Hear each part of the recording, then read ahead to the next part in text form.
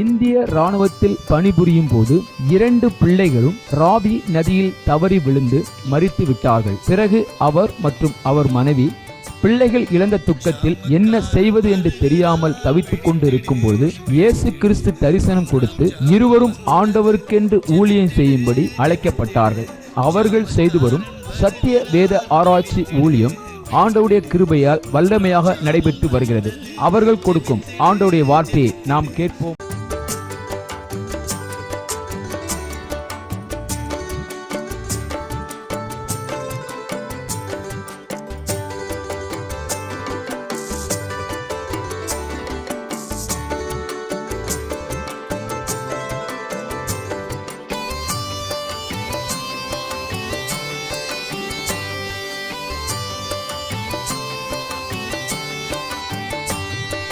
ஜாமக்காரன் வருகிறான், விழித்திடு விழித்திடு, 3ஆம் ஜாமம் வந்தது, ஜெபித்திடு ஜெபித்திடு.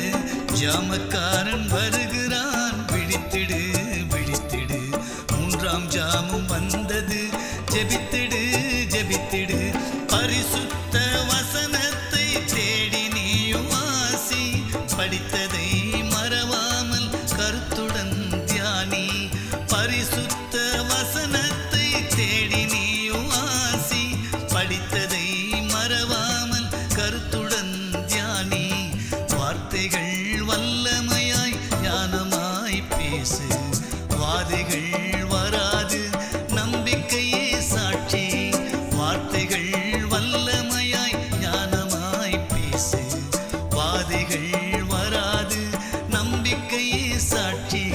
ஜாமக்காரன் வருகிறான், விழித்திடு விழித்திடு, 3ஆம் ஜாமம் வந்தது, ஜெபித்திடு ஜெபித்திடு.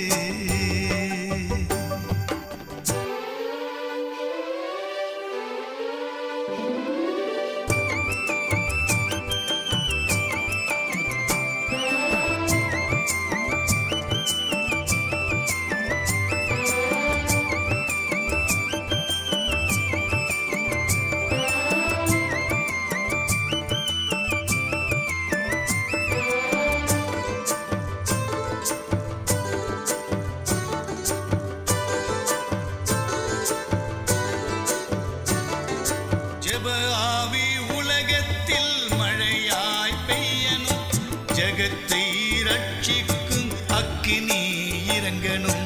ஜெப ஆவி உலகத்தில் மழையாய் பெய்யணும், ஜகத்தை ரட்சிக்கும் அக்கினி இறங்கணும்.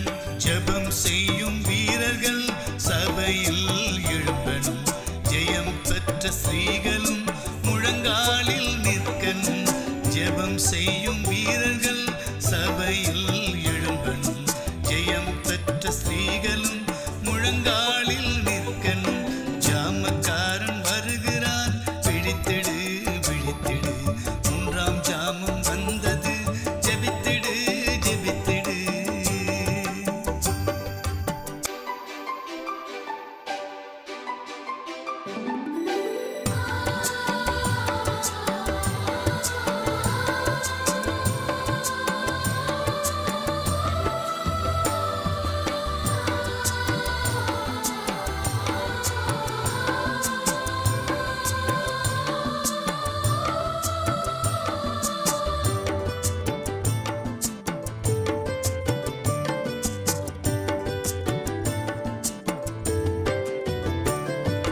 யுத்த வீரன் கைகளில் சிலுவை கொடி தெரியுது, சீடன் பாடும் சங்கீதம் இமயத்தில் கேட்குது. யுத்த வீரன் கைகளில் சிலுவை கொடி தெரியுது, சீடன் பாடும் சங்கீதம் இமயத்தில் கேட்குது. சமாதான சுவிசேஷ பாதரட்சை அணிந்திடு, ஆவியின் பட்டயமே அணி அணியாய் புறப்படு. சமாதான சுவிசேஷ பாதரட்சை அணிந்திடு, ஆவியின் பட்டயமே அணி அணியாய் புறப்படு. ஜாமக்காரன் வருகிறான், விழித்திடு விழித்திடு, 3ஆம் ஜாமம் வந்தது, ஜெபித்திடு ஜெபித்திடு.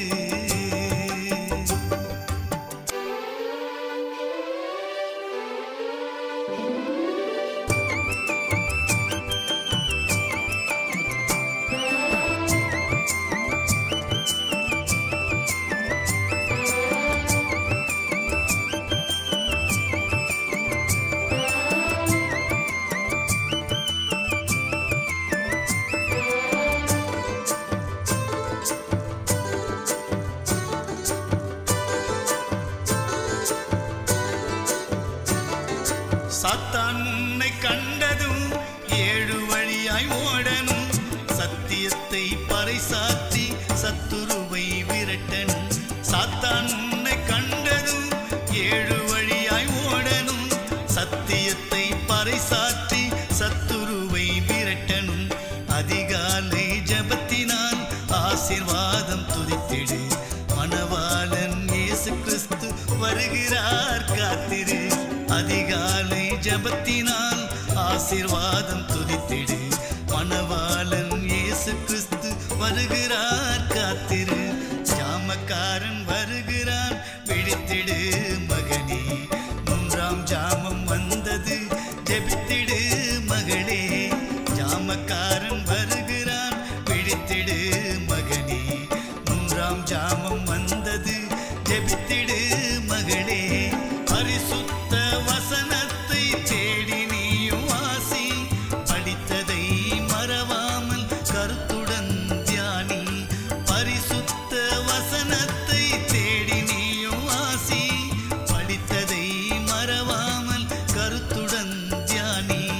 வார்த்தைகள் வல்லமையாய் ஞானமாய் பேசு. வாதைகள் வராது, நம்பிக்கையே சாட்சி. வார்த்தைகள் வல்லமையாய் ஞானமாய் பேசு. வாதைகள் வராது, நம்பிக்கையே சாட்சி. ஜாமக்காரன் வருகிறான், விழித்திடு மகனே.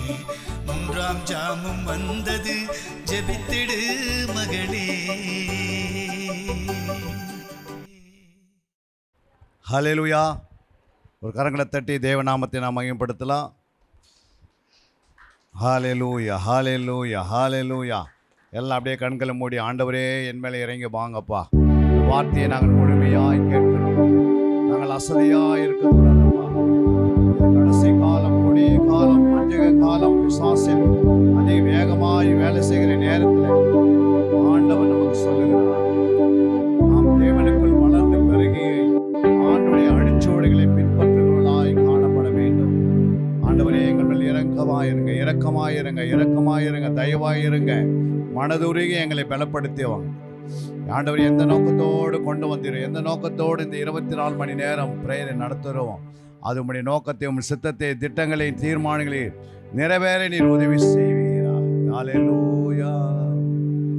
தஞ்சம் தேடி ஓடி வந்தேன் இயேசுவே, என் நெஞ்சம் தொட்டு ஆட்கொண்ட தெய்வமே. தஞ்சம் தேடி ஓடி வந்தேன் இயேசுவே, என் நெஞ்சம் தொட்டு ஆட்கொண்ட தெய்வமே. போற்றுவேன், உம்மை புகழுவேன்.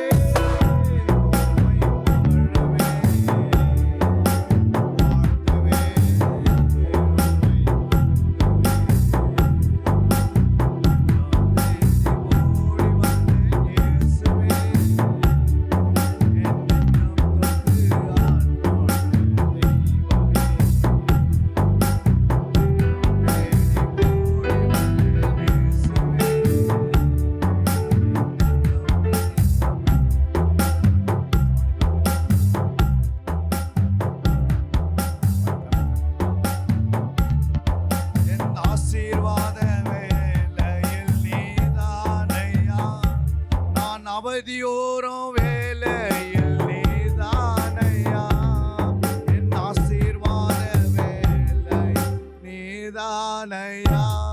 நான் அவதியோரம் வேலையில் நீதானையா. நிந்தனைகள் சொன்ன நேரங்களில் என் சிந்தனையை ஆழம் பேசுவே. நிந்தனைகள்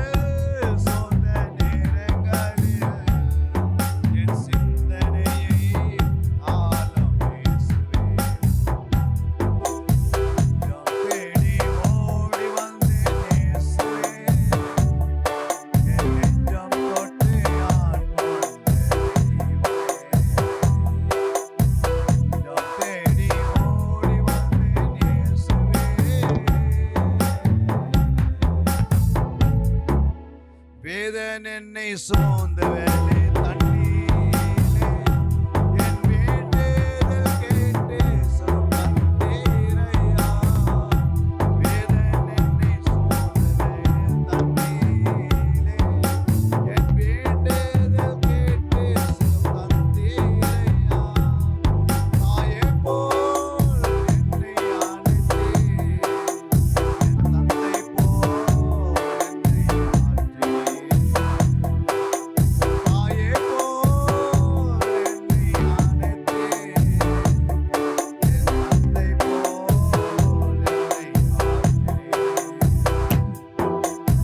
என்னை ஆற்றினீர். தேடி ஓடி வந்தேன் இயேசுவே, என் நெஞ்சம் தொட்டு ஆத்மாவே தேடி ஓடி வந்தேன் இயேசுவே.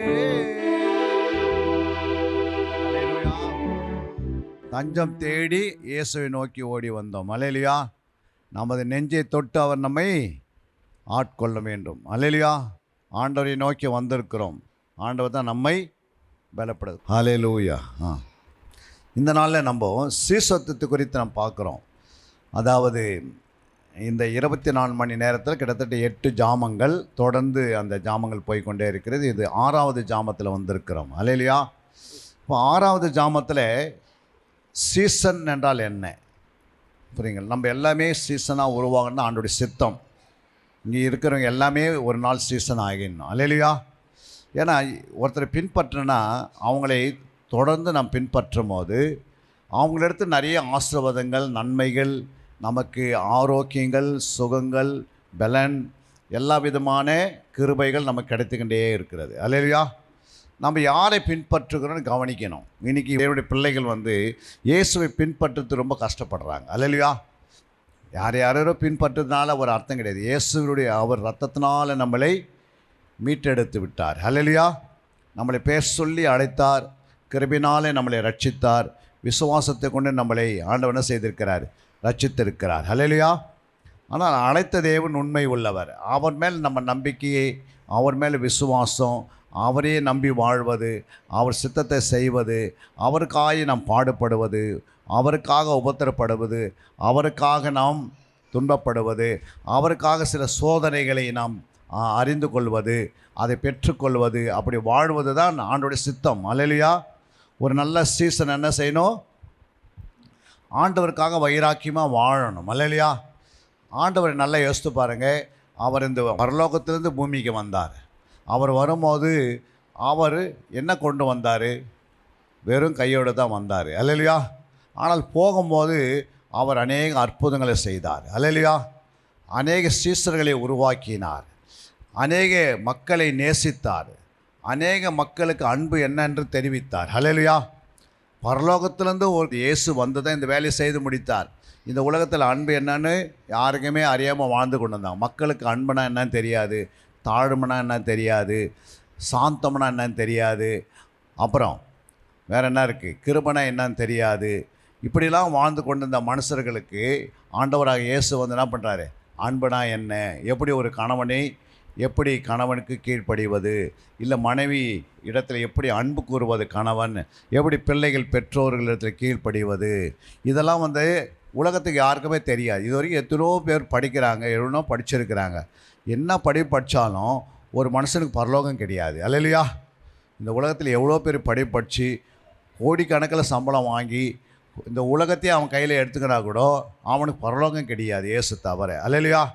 பரலோகம் என்பது ஏதோ ஒரு 10 நாள் வாழ்ந்துட்டு வர ஒரு இடம் கிடையாது. அது நித்தியமாக என்றென்றைக்கும் சதா காலங்களிலும் நாம் போய் வாழ்வதற்கென்று ஒரு இடத்தை ஆயத்தப்படுத்தி வச்சிருக்கிறார். அல்லேலூயா. அந்த இடத்தை இன்றைக்கி நிறைய சபையிலே விசுவாசிகள் இழக்கிறாங்க, சில ஃபாஸ்டர்கள் இழக்கிறாங்க. அவங்க ரட்சிக்கப்பட்டது உண்மை, கர்த்தர் தான் ரட்சித்து கொண்டு வந்து சபையில் சேர்த்தார். ஆனால் எதுக்கு இழக்கிறேன்னா, இன்றைக்கி உலகம் அவங்களை இழுத்து கொண்டு இருக்கிறது. அல்லேலூயா. மாம்சம் அவங்களை இழுத்துக்குது. மாம்சம் என்ன பண்ணுது, நீ போகாத ஆலயத்துக்கு, நீங்கள் என்ன பண்ணுது, எப்படியாவது என்ன பண்ணு, பாஸ்டர் நடத்த வேண்டிய நடத்தட்டும், நீங்கள் என்ன பண்ணுங்க உக்காந்தீங்கன்னு. அல்லேலூயா. அப்படி தன்னைத்தானே என்ன பண்ணிடுறாங்க, இழப்பு வந்துக்கினே இருக்குது அவங்களுக்குள்ள வாழ்க்கையில். இப்படி இழப்பை இழந்து தன் ஆத்மாவை இழந்துறான் கடைசியில். அந்த உலகத்தில் நம்ம எதை இழந்தாலும் எதை இழக்கக்கூடாது, நம்ம ரட்சிக்கப்பட்ட இந்த ஆத்மாவை இழந்து போயிடக்கூடாது. இதுதான் முக்கியம். இந்த ஆத்மா மறுபடியும் புதுப்பிக்கப்படுகிறது. அது சபையில் வந்து புதுப்பிக்கப்படுகிறது. ஒரு ஆலயம் இல்லை என்றால் அந்த ஆத்மா புதுப்பிக்கப்படாது. அது புது சிருஷ்டியாக மாறாது. அது புது பலன் அடையாது. அது புது கிறிஸ்துவின் சாயல் அடையாது. மறுரூப சாயலுக்கு ஆயத்தமாகாது. அந்த ஆத்மாவே உள்ளான மனிதனை நாளுக்கு நாள் அவன் புஷ்டி அடைந்து ஜபத்தில் வளர வேண்டியது உள்ளான மனிதன். அல்லேலூயா. வெளியிருக்கிற மனுஷனுக்கு சோதனை, வெளியிருக்கிற மனுஷனுக்கு என்ன வரும்? பலவீனம் வரும், சோறு வரும். இது மாம்சமான சரீரம், இது பாவமுள்ள ஒரு சரீரம். இந்த சரீரம் எப்பவுமே பாவத்தை நோக்கி தான் ஓடும். இந்த எவ்வளோ தான் நீ ரட்சிக்கப்பட்டு உட்காந்துருந்தா கூட பாவத்துக்காக இழுக்கும். அதனால தான் உள்ளான மனிதன் ஆவியில் வளர்ந்து விட்டால், ஜபத்தில் வளர்ந்து விட்டால் இந்த சரீரத்தை மேற்கொள்ள முடியும். அல்லேலூயா. இல்லைன்னா இந்த சரீரம் என்ன செய்யும்? அடிக்கடிக்கு நம்மளே பாவத்து பக்கம் எடுத்துக்கிட்டே இருக்குது. நம்ம எண்ணங்கள் பாவத்தில் இந்த பூமிக்குரிய காரியங்களே கொடுத்து எடுக்கும். ஆகாரம் ஒரு பக்கம், உணவு ஒரு, வேலை ஒரு பக்கம், பிள்ளைங்கள் ஒரு பக்கம், மனைவி ஒரு பக்கம், கணவன் ஒரு பக்கம், அப்புறம் சொந்த பந்தம், இதெல்லாம் அடிக்கடிக்கு பார்க்க வைக்கும். அல்லேலூயா. ஆனால் ஆண்டவர் என்ன சொன்னார்? எல்லாரையும் நேசிக்க சொல்லியிருக்கிறாரு. என்னிலும் அதிகமாக நேசிக்காதீங்கன்னு சொல்லியிருக்கிறாரு. என்னை ஏற்றுக்கொண்டவர்கள் என்னிடத்தில் அதிகமாக அன்பு வைங்கன்னாரு. ஏன் அப்படின்னா, நம்ம ஒருத்தரை ஆண்டவரை அதிகமாக அன்பு கூர்ந்தால், ஆண்டவர் அதிகமான அன்பு கூர்ந்தால் ஆண்டவர் நம்ம என்ன செய்வார்? ஆண்டவர் நம்ம பிள்ளைகள் அதிகமான அன்பு கூறுவார். அல்லேலூயா. நம்ம அவரே அதிகமாக அன்பு கூறணும் சொல்லப்பட்டிருக்கிறது. வாசித்து பாருங்கள். அங்கே என்ன சொல்கிறார் ஆண்டவர்? மத்தேயு 10ஆம் அதிகாரத்தில் ஒரு வசனம் இருக்குது. 37ஆம் வசனத்தில் நீங்கள் வாசிக்கலாம். அது தகப்பனையாவது தாயாவது என்னிலும் அதிகமாய் நேசிக்கிறவன் எனக்கு பாத்திரன் அல்ல. மகனையாவது மகளையாவது என்னிலும் அதிகமாய் நேசிக்கிறவன் எனக்கு பாத்திரன் அல்ல. தன் சிலுவையை எடுத்துக்கொண்டு என்னை பின்பற்றாதவன் எனக்கு பாத்திரன் அல்ல. தன் ஜீவனை காக்கிறவன் அதை இழந்து போவான். என்னி நிமித்தம் தன் ஜீவனை இழந்து போகிறவன் அதை காப்பான். அல்லேலூயா. இப்போ ஆண்டவர் சொல்கிறார் 10:37, தகப்பனையாவது, அதுக்கடுத்தது தாயாவது, அதுக்கடுத்து மகனையாவது மகளையாவது. ஒரு குடும்பத்தில் தாய் தகப்பன் பிள்ளைங்க தான் இருக்கிறாங்க. இதுக்கு மேலே எதனாவது இருக்கிறாங்கன்னா தாய் தகப்பன் பிள்ளைங்க இருக்கு மேலே வேறு ஏதாவது உள்ளே இருக்கிறாங்களா, உட்காந்துருக்கிறாங்களா? ஒரு குடும்பம் என்றால் ஒரு தாய் தகப்பன், அது பிறகு பிள்ளைகள். அல்லேலூயா. ஆனால் இதில் யாராவது நீங்கள் அதிகமாக நேசிக்க ஆரம்பிச்சிட்டிங்கன்னா அவங்க என்ன மாறிடுவாங்க? உனக்கு 36ஆம் வசனம் சொல்லுது, அவங்க என்ன மாறுறாங்க பாருங்கள். உங்களுக்கு ஒரு மனுஷனுக்கு சத்துருக்கள் அவன் வீட்டாரே. அப்போ ஒரு மனுஷனுக்கு சத்துரு வீட்டாரே. நீ அவங்கள என்ன பண்ணக்கூடாது? இயேசுக்களை அதிகமாக நேசிக்கக்கூடாது. உன் அம்மாவை நீ அதிகமாக நேசித்தனா அந்த அம்மா மூலமாக தான் அந்த அசுத்தாய் வந்து உங்களை தொண்டையை பிடிக்கும். அல்லேலூயா. என்னடா அம்மா வழியாக வருதுன்னா, ஏதுங்க அம்மா வருது? சில பார்த்தீங்கன்னா அம்மா பிள்ளைங்களை என்ன பண்ணுறாங்க? அம்மாவே பிள்ளைங்கள கழுத்தை பிடிச்சி சாவடிக்கிறது பார்த்துருக்கிறீங்க. நம்ம உலகத்தில் பார்க்குறோமா இல்லையாம்மா? அதெல்லாம் ஏன் பண்ணுறாங்கன்னா, நீ அதிகமாக நேசிக்கிறேன். நீ எதை அதிகமாக நேசிக்கிறோயோ, எப்போ நேசிக்கணும்? நீ ரட்சிக்கப்படுறதுக்கு முன்னாடி நீ நேசிக்கலாம் உங்கள் அப்பா அம்மா. ஆனால் எனக்கு நீ இயேசு ஏற்றுக்கொண்டு இயேசு உன்னை விலைக்கரையை கொடுத்து வாங்கி அவர் கையில் வச்சுருக்கும் போது நீ அவரை அதிகமாக நேசிக்காமல் நீ உலகத்தை அதிகமாக நேசித்தீங்கன்னா அப்போ தான் அதெல்லாம் இழந்து போயிடுறோம். புரியுங்களா? அதெல்லாம் என்ன பண்ணுது? நீங்கள் ஆண்டவர் உன்னை விலை கொடுத்து வாங்கிட்டார். இப்போ நான் ஆண்டவருடைய பிள்ளை. நான் இஷ்டத்துக்கு நான் என்ன பண்ண முடியாது? நான் இஷ்டத்துக்கு எங்கேயும் சுற்ற முடியாது. என் இஷ்டத்துக்கு நான் எங்கே படுத்து தூங்க முடியாது. என் இஷ்டப்படி நான் என்ன பண்ண முடியாது? என் இஷ்டப்படி நான் சாப்பிட முடியாது. இஷ்டப்படி நான் என்ன பண்ண முடியாது? படுக்க முடியாது, தூங்க முடியாது, எதுவும் செய்ய முடியாது. என் இஷ்டப்படி எதுவும் வாங்க முடியாது. நான் எதுக்கு இருந்தாலும் எது தேவைப்பட்டாலும் நான் யார்கிட்ட போகணும்? ஏசப்பா கிட்ட போய் கேட்கணும். அல்லேலூயா. என்னுடைய ஆண்டவரே எனக்கு ஒரு கார் வேணும் அப்படின்னு நான் 2011 கேட்டேன். அப்போ ஆண்டவர் சொன்னார், ஒரு காரை கொடுத்தாரு. புரியுங்களா? ஏன் கொடுத்தாரு? நான் ஊரெல்லாம் சுற்றினுக்கிறத கொடுத்தாரு, ஊழியத்துக்காக கொடுத்தாரு. அல்லேலூயா. மறுபடியும் 2019 கொரோனா டைமில் மறுபடியும் ஒரு 10 லட்சத்துக்கு கார் கொடுத்தாரு. ஏன் கொடுத்தாரு? ஊழியத்துக்காக கொடுத்தாரு. மறுபடியும் இப்போது ஆண்டவர் என்ன பண்ணார்? மறுபடியும் 25ல் இன்னொரு கார் கொடுத்தாரு. ஏன் கொடுத்தாரு? அவர் ஊழியத்தை செய்யறதுக்கு. ஏன்னா அவர் ஊழியத்தை செய்யறது யார் செய்யறது? அப்போ அவர்கிட்ட கேட்கும் போது நமக்கு காரும் கொடுப்பார், கூட எல்லாமே கூட்டி கொடுப்பார். அல்லேலூயா. கொடுப்பாரு? கொடுக்க மாட்டார். ஏன்னா அவர் நம்ம தத்து எடுத்துருக்கிறாரு. உலகத்தில் இருந்தோம், உலகத்தின் அதிபதிக்குள்ளே அன்றக்குள்ளே உலகத்தின் அதிபதிக்குள்ளே சிக்கி இருந்த நம்மை அவருடைய வெளியேறப்பட்ட ரத்தம் கல்வாரி சிலுவையில் 6 மணி நேரம் சிலுவையில் தொங்கினார். எத்தனை மணி நேரம்? 6 மணி நேரம் தொங்கினார். எதுக்கு 6 மணி நேரம் தொங்கினார்? மனுஷனை 6ஆவது நாள் தான் ஆண்டவர் படைத்தார். மனுஷனுக்கு 6 அறிவு இருக்கிறது. எத்தனை அறிவு மனுஷனுக்கு? 6 அறிவுள்ள மனுஷனுக்கு 6 மணி நேரம் சிலுவையில் தொங்குறாரு. அல்லேலூயா. மனுஷனுடைய நாக்கு எத்தனை அகலம்? 6 அகலம். இந்த 6 அகலம் வார்த்தை பேசக்கூடாதுன்னு தான் ரத்தத்தை சிந்தி நாக்கை கட்டுப்படுத்துகிறாரு. அல்லேலூயா. மனுஷனுடைய உயரம் எத்தனை அடி? மனுஷன் மறிக்கும் போது எத்தனை அடி வெட்டி செய்கிறாங்க? 6 அடி. அந்த 6 அடி மனுஷனுக்காக அவர் என்ன பண்ணுறாரு? சிலுவையில் தொங்கி கொண்டிருக்கிறார் 6 மணி நேரம். யோசித்து பாருங்கள். உலகத்தின் மத்திய பகுதியில் அவர் என்ன செய்கிறார்? உலகத்துக்கு நடு பகுதியில் அவர் சிலுவையில் தொங்குறாரு. உலகத்தின் நடுப்பகுதி எது? இந்த உலகத்துக்கு நடுப்பகுதி எது? இஸ்ரவேல் தேசம் தான் நடுப்பகுதி. நீங்கள் மேப் எடுத்து பார்த்து பாருங்கள். அந்த நடு இடத்துல வராரு. யாருக்கு என்ன பண்ணல? அவர் சொந்த ஊருக்குள்ளே போய் அவரை அங்கே ரத்தம் சிந்தலை. உலகத்துக்கு சென்டர் பகுதி அப்படின்னு சங்கீதத்தில் வாசிக்கிறோம். உலகத்தின் மைய பகுதியில் ஆண்டவராக இயேசு கிறிஸ்து வந்து எத்தனை வருஷத்துக்கு முன்னாடி? 2000 வருஷத்துக்கு முன்னாடி சிலுவையில் 6 மணி நேரம் தொங்குறாரு. அல்லேலூயா. எதுக்கு 6 மணி நேரம் தொங்குறாரு? அவர் east, west, north and south. Hallelujah. அந்த சிலுவை எதை குறிக்கிறது? கிழக்கு, மேற்கு, வடக்கு, தெற்கு 4 சைடு இருக்கிற மக்களை ரட்சிப்பின்படியை நடத்துவதற்கு அவர் 6 மணி நேரம் தொங்குறாரு. எந்த சைடு போனாலும் 6 அறிவுள்ள மனுஷன் தான் இருக்கிறான். 8 அறிவு மனுஷன் எங்கேயுமே பார்க்க முடியாது. 4 அறிவு மனுஷனை பார்க்க முடியாது. 5 அறிவு மனுஷனை பார்க்குறோம். அல்லேலூயா. இன்றைக்கி நிறைய 5 அறிவு உள்ள மனுஷன் உலகத்தில் இருக்கிறாங்க. 5 அறிவுனா யார்? மிருகத்தை போல வாழ்வாங்க. புரியுங்களா? மிருகனா என்ன செய்யும்? மனைவி அடிக்கிறது யார்? மனைவி அடிக்கிறவங்க மிருக குணம் உள்ளவர்கள். அல்லேலூயா.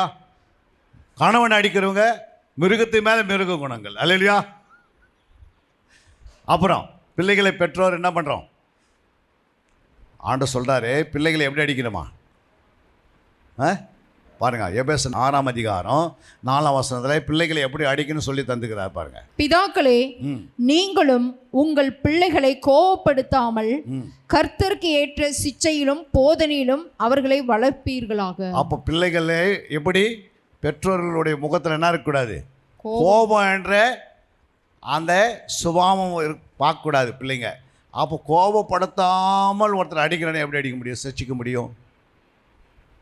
புரியுங்களா? எல்லோரும் முகத்தில் பாருங்க, கோபம் வருது அடிக்கும்போது. அது பிசாசனுடைய கோபம். அல்லேலூயா. கோபத்தில் 3 கோபம் இருக்குது. என்னென்ன கோபம்? கோபத்தில் 3 விதமான கோபம் இருக்குதுமா. என்னென்ன கோபம்? ஒன்று மனுஷ கோபம். என்ன கோபம்? மனித கோபம். அது தன்னுடைய பிள்ளைகள் மட்டும்தான் அடிக்கும். அல்லேலூயா. பிசாசன் கோபம் பிள்ளையும் அடிக்கும், பக்கத்து வீட்டில் இருக்கிறவங்களையும் அடிக்கும். அல்லேலூயா. அடிக்குமா அடிக்காதா? சில நேரத்தில் பிசாசு கோபம் அவங்களுக்குள்ளே வந்துடுச்சுன்னா அவங்க அடிக்கும் போதே பிள்ளை செத்துப்படும். அது மாதிரி அடிப்பாங்க. அது யாருடைய கோபம்? மனுஷ கோபம். அது என்ன செய்யும்? தன் பிள்ளையை அடிக்கும். ஆனால் பிசாசு கோபம் தான் தன் பிள்ளையே சாகடிச்சிடும். அல்லேலூயா. அப்போ இது வந்து பிசாசின் கோபம். அப்போ தேவனுடைய கோபம் எப்படி?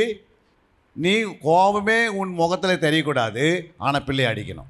எப்படி அடிக்க முடியும்? பிள்ளை தப்பு பண்ணுது, நீங்கள் எப்படி அடிப்பீங்க? கோபப்படுத்தாமே சிச்சிக்கணுமா? இயேசுடைய முகத்தில் கோபம் எப்போ வந்தது? தெய்வீக கோபம் எப்போ வருதுன்னா, ஒரு ஆலயத்தில் என்ன பண்ணியிருக்கிறாங்க? ஆலயத்தில் வியாபாரம் பண்ணுறாங்க. அப்போ தான் அவருக்கு என்ன வந்தது? தெய்வீக கோபம் வந்தது. என்ன கோபம்? தெய்வீக கோபம். ஆண்டோடைய ஆலயத்து குறித்து என்ன பண்ணுறாரு? இது ஒரு ஆலயமாக இருக்கிறதே, நீங்கள் இதை மிருகம் மூலமாக மாற்றி வச்சுருக்கீங்களே. இந்த ஆலயத்தில் பிதா வந்து இறங்குகிறார். பிதாவின் மகிமை இறங்குகிறது, பிரசனை இறங்குகிறது, அபிஷேகம் இறங்குகிறது. அந்த ஆலயத்தை அவங்க என்ன மாற்றிட்டாங்க? வியாபார ஸ்தலமாக மாற்றிட்டாங்க. அல்லேலூயா. உங்களுக்கு வியாபாரம் பண்ணுறதுக்கு இடமே இல்லையா? அந்த உலகமே நான் கொடுத்துருக்குறேன், ஆனால் என் ஆலயத்தில் வந்து என்ன பண்ணுறீங்க அப்படின்னு சவுக்கு எடுத்து என்ன பண்ணுறாரு? ஆண்டவரே அடிக்க ஆரம்பித்தார். அப்போ தான் அவங்களுக்கு புரிஞ்சது, நான் சவுக்கு எடுத்து அடிக்கிறாரே. அப்போ எவ்வளோ அவருக்கு அந்த ஆலயத்து மேலே எவ்வளோ பக்தி வைராக்கியம். பக்தி வைராக்கியத்தினால தான் அவர் அடிக்கிறார் தவிர அவங்க தப்பு செய்யிட்டாங்கன்னு அடிக்கலை. அந்த பக்தி வைராக்கியம் அந்த ஆலயத்து மேலே அவருக்கு இருந்தனால தான் அவர் சவுக்கு எடுக்கிறார். அல்லேலூயா. இன்றைக்கி மெய்ப்பணி எடுக்கணும். ஏன்னா சபைக்கு என்ன பண்ணல? 24 மணி நேரம் ஜெபத்துக்கு வரலை. சிலவங்க என்ன பண்ணாங்க? சுகபோகமாக வாழறாங்க. வந்து ஆண்டோட பாதத்தில் நிற்கணும். 2 மாதத்துக்கு முன்னாடி 24 மணி நேரம் ப்ரேயரு. அந்த 24 மணி நேரம் ப்ரேயர் யாருக்காக? ஃபஸ்ட்டு தன்னுடைய சபையில் உள்ள ஒவ்வொரு அங்கத்தினர்கள் பூரண ஆசீர்வாதத்தோடு வாழ வேண்டியதுக்காக. அல்லேலூயா. உங்களுக்குள்ளே ஒரு கவலை வருதுன்னா அந்த கவலை யார் மேலே போவோம்? பிள்ளைக்கு கவலை வருதுன்னா அது யார் மேலே போய் சேரும்? பிள்ளைக்கு ஒரு வியாதினா அது யாருக்கு போய் ஃபஸ்ட்டு சேருது? தாய் தகப்பனுக்கு. அது மாதிரி சபையில் ஒரு விசுவாசிக்கு, ஒரு மந்தையில் ஒரு ஆடுக்கு பலவீனப்பட்டால் அது மேய்ப்பனு போய் அடிக்கும். உடனே மேய்ப்பனுடைய மனசு துக்கமாயிடும். வேதனைப்படுவார். ஐயோயோ நம்ம அப்போ அந்த 24 மணி நேரம் ப்ரேயரை நடத்துகிறாங்கன்னா அதில் நிறைய விடுதலை இருக்கிறது. எப்படிப்பட்ட கட்டு உடைஞ்சிடும், ஒரு கட்டு கூட அதில் ஸ்டாப் ஆகாது. ஏன் அப்படின்னா 24 மணி நேரம் வேதத்தில் வாசிக்கப்பட்டிருக்குது. இரவும் பகலும் தேவனுடைய சமூகத்தில் இருந்திருக்கிறாங்க. அவங்களுடைய வாழ்க்கையில் பார்த்தீங்கன்னா பெரிய பெரிய அற்புதங்களை கர்த்தர் செய்திருக்கிறார். நம்ம ஒரு இரவு ஒரு பகல் ஆண்டுடைய பாதத்தில் உட்கார்ந்து கர்த்தரை கற்றுக்கொள்ளும் போது கர்த்தர் நம்ம என்ன செய்கிறார், இன்னும் அதிகமான நன்மைகளையும் இன்னும் ஆண்டவருக்கு சாந்தமாக வாழ்வது எப்படி, அன்பாக வாழ்வது எப்படின்னு ஆண்டவர் நமக்கு கற்றுக் கொடுக்கிறார். அதனால தான் ஆண்டவர் சொல்கிறாரு, பிதாக்களே நீங்களும் உங்கள் பிள்ளைகளை கோபப்படுத்தாமல் கர்த்தருக்கேற்ற சிட்சையிலும் போதனையிலும் அவர்களை வளர்ப்பீராக. கர்த்தருக்கேற்ற போதனை, அல்லேலூயா. அப்போ கர்த்தருக்கேற்ற போதனை என்ன? அங்கே உபாகம் 6ஆம் அதிகாரம் அதே 6ஆம் வசனத்துக்கு நீங்கள் வந்தீங்கன்னா, இன்று நான் உனக்கு கட்டளையிடுகிற இந்த வார்த்தைகள் உன் இருதயத்தில் இருக்க கடவது. 7ஆம் வசனம். நீ அவைகளை உன் பிள்ளைகளுக்கு கருத்தாய் போதித்து, நீ உன் வீட்டில் உட்கார்ந்திருக்கும் போதும், வழியில் நடக்கிற போதும், படுத்துக்கொள்கிற போதும், எழுந்திருக்கிற போதும் அவைகளை குறித்து பேசி, அவைகளை உன் கையின் மேல் அடையாளமாக கட்டிக்கொள்வாயாக. அவைகள் உன் கண்களுக்கு நடுவே ஞாபக குறியாய் இருக்க கடவது. எது? இன்று உனக்கு, அதாவது 6:6 வாசிங்களா, இன்று உனக்கு வாசிங்க 6:6 பாருங்க. இன்று நான் உனக்கு கட்டளையிடுகிற இந்த வார்த்தைகள் உன் இருதயத்தில் இருக்கணும். யார்? பெற்றோருடைய இருதயத்தில் என்ன இருக்கணும்? கர்த்தர் கொடுக்கிற, மேய்ப்பன் கொடுக்கிற அந்த வார்த்தை உங்கள் இருதயத்தில் இருந்தால் தான் அடுத்த சந்ததி, உன் பிள்ளைகளுக்கு பிள்ளைகளுக்காக நம்ம சந்ததி சந்ததியாக தலைமுறை தலைமுறையாக ஆசீர்வாதமாக இருப்பதுக்கு நீங்கள் என்ன பண்ணியிருக்கணும்? தலைமுறை தலைமுறையாக. அதே 11ஆம் வசனம் வாசித்து பாருங்கள். அங்கே என்ன பண்ணுது? 6:11. நீ நிரப்பாத சகல நல்ல வஸ்துக்களாலும் நிரம்பிய வீடுகளையும், நீ வெட்டப்படாமல் வெட்டப்பட்டிருக்கிற துறவுகளையும், நீ நாடாத திராட்சை தோட்டங்களையும் ஒலிவும் தோப்புகளையும் அவர் உனக்கு கொடுப்பதினால் நீ சாப்பிட்டு திருப்தியாகும் போது. அல்லேலூயா. நீ நிரப்பாத சகல நல்ல வஸ்துகளாலும். புரியுங்களா? ஃபர்ஸ்ட் ஆண்டவர் என்ன கொடுக்குறாரு? உன் பிள்ளைகளுக்கு நீ கருத்தாக நீ போதித்தே வந்தீங்கன்னா அந்த வார்த்தைகளை எடுத்து, வசனத்தை எடுத்து, சத்தியத்தை எடுத்து பிள்ளைகளுக்கு படுத்திருக்கும் போது, எழுந்திருக்கும் போது, நடந்திருக்கும் போது, உட்கார்ந்திருக்கும் போது அவரை குறித்து தெளிவாக சொல்லி தந்தீங்கன்னா அவங்க பிள்ளைங்களுக்கு அவங்க எப்படி இருப்பாங்கன்னா, நீ நிரப்பாத சகல நல்ல வஸ்துக்கள் உங்கள் வீட்டுக்குள்ளே வருது. ஆண்டவரே அனுப்புவார் வீட்டை தேடி. எனக்கு தெரிஞ்சு இது வரைக்கும் 25 வருஷம் ஆச்சு ரட்சிக்கப்பட்டு. எனக்கு தெரிஞ்சு எங்கே போய் நான் கடன் வாங்கினதே கிடையாது. என்னிடத்தில் எதுவும் குறைவானதும் இல்லை. எல்லா தேவைகளும் அழகாக ஆண்டவர் அது நேரத்தில் கொடுத்துனே வராது. நான் ஆண்டவரை அதிகமாக ருசித்து புரியுங்களா? சில நேரத்தில் பைபிள்லாம் எடுத்து வச்சுன்னா நைட்டில் படிப்பதற்கு 10 மணிக்கு எடுத்து வச்சா காலையில் 4 மணிக்கு பைபிள் முடிக்கிறோம். அந்த மாதிரி ஒரு வைராக்கியம், ஆண்டவர் மேலே ஒரு வைராக்கியம், ஒரு வாஞ்சை, ஆண்டவர் மேலே ஒரு பிரியம், அவ்வளோ ஆண்டவர் மேலே. ஆதி காலத்தில் ரட்சிக்கப்படுற நாட்களில் கூட பார்த்தீங்கன்னா நைட்டெல்லாம் ஜெபம் பண்ணி 6 மணி வரைக்கும் ஜெபம் பண்ணிவிட்டு கரெக்டாக 7 மணிக்கு வேலைக்கு டியூட்டிக்குள்ளே போயிடுவோம். இல்லையா? 6 மணி வரைக்கும் 1 மணி நேரத்தில் ரெடி ஆகி எங்கே போயிடுறோம்? டியூட்டிக்குள்ளே போயிடும். அவ்வளோ வாஞ்சி வைராக்கியம். ஆண்டவருடைய அபிஷேகம் நம்ம மேலே வரும்போது நம்முடைய சரீரத்தில் இருக்கிற எல்லா பலனும் ஒரே நொடியில் நம்ம விட்டு போயிடுது. இல்லையா? அதனால தான் நம்மளை என்ன பண்ணுறாரு ஆண்டவரை இயேசு இதை ட்ரைனிங், இதுவே பயிற்சி எடுத்திருக்கிறார். நான் இரவெல்லாம் ஜெபம் பண்ணியிருக்கிறேன். 40 இரவு 40 பகல் எங்கே போய் ஜெபம் பண்ணுறாரு? அவர் நம்மை போல் ஆலயத்தில் உட்காந்து ஜெபம் பண்ணல. அவர் எங்கே போனார்? வனாந்தரமான ஒரு காடுகள் மத்தியில், காட்டு ஜீவனுக்கு மத்தியில் அவர் 40 இரவு 40 பகல் என்ன பண்ணியிருக்கிறார்? தேவனுடைய பாதத்தில் உட்காந்து ஜெபம் பண்ணியிருக்கிறார். ஹல்லேலூயா. அப்போ அதெல்லாம் நமக்கு கற்றுக் கொடுத்த ஒரு பாடம். எது? ஆண்டவர் ரட்சிக்கப்படணும், ஆண்டவருடைய குடும்பம் ரட்சிக்கப்படுறதுக்கு இல்லை, நம்ம தான் அவருடைய குடும்பங்கள். ஹல்லேலூயா. இதெல்லாம் நமக்கு ஒரு பயிற்சி கொடுத்துட்டு போகிறார், ட்ரைனிங். ஹல்லேலூயா. இல்லைன்னா அவர் ஏன் ஜெபம் பண்ண வேண்டிய? அவர் கடவுள், அவரை போய் ஜெபம் பண்ணலாமா? அவர் யாருக்கிட்ட போய் ஜெபம் பண்ணிப்பார்? அவருக்கு என்ன தேவை? காரு பங்களா எதனா தேவைப்படுதா?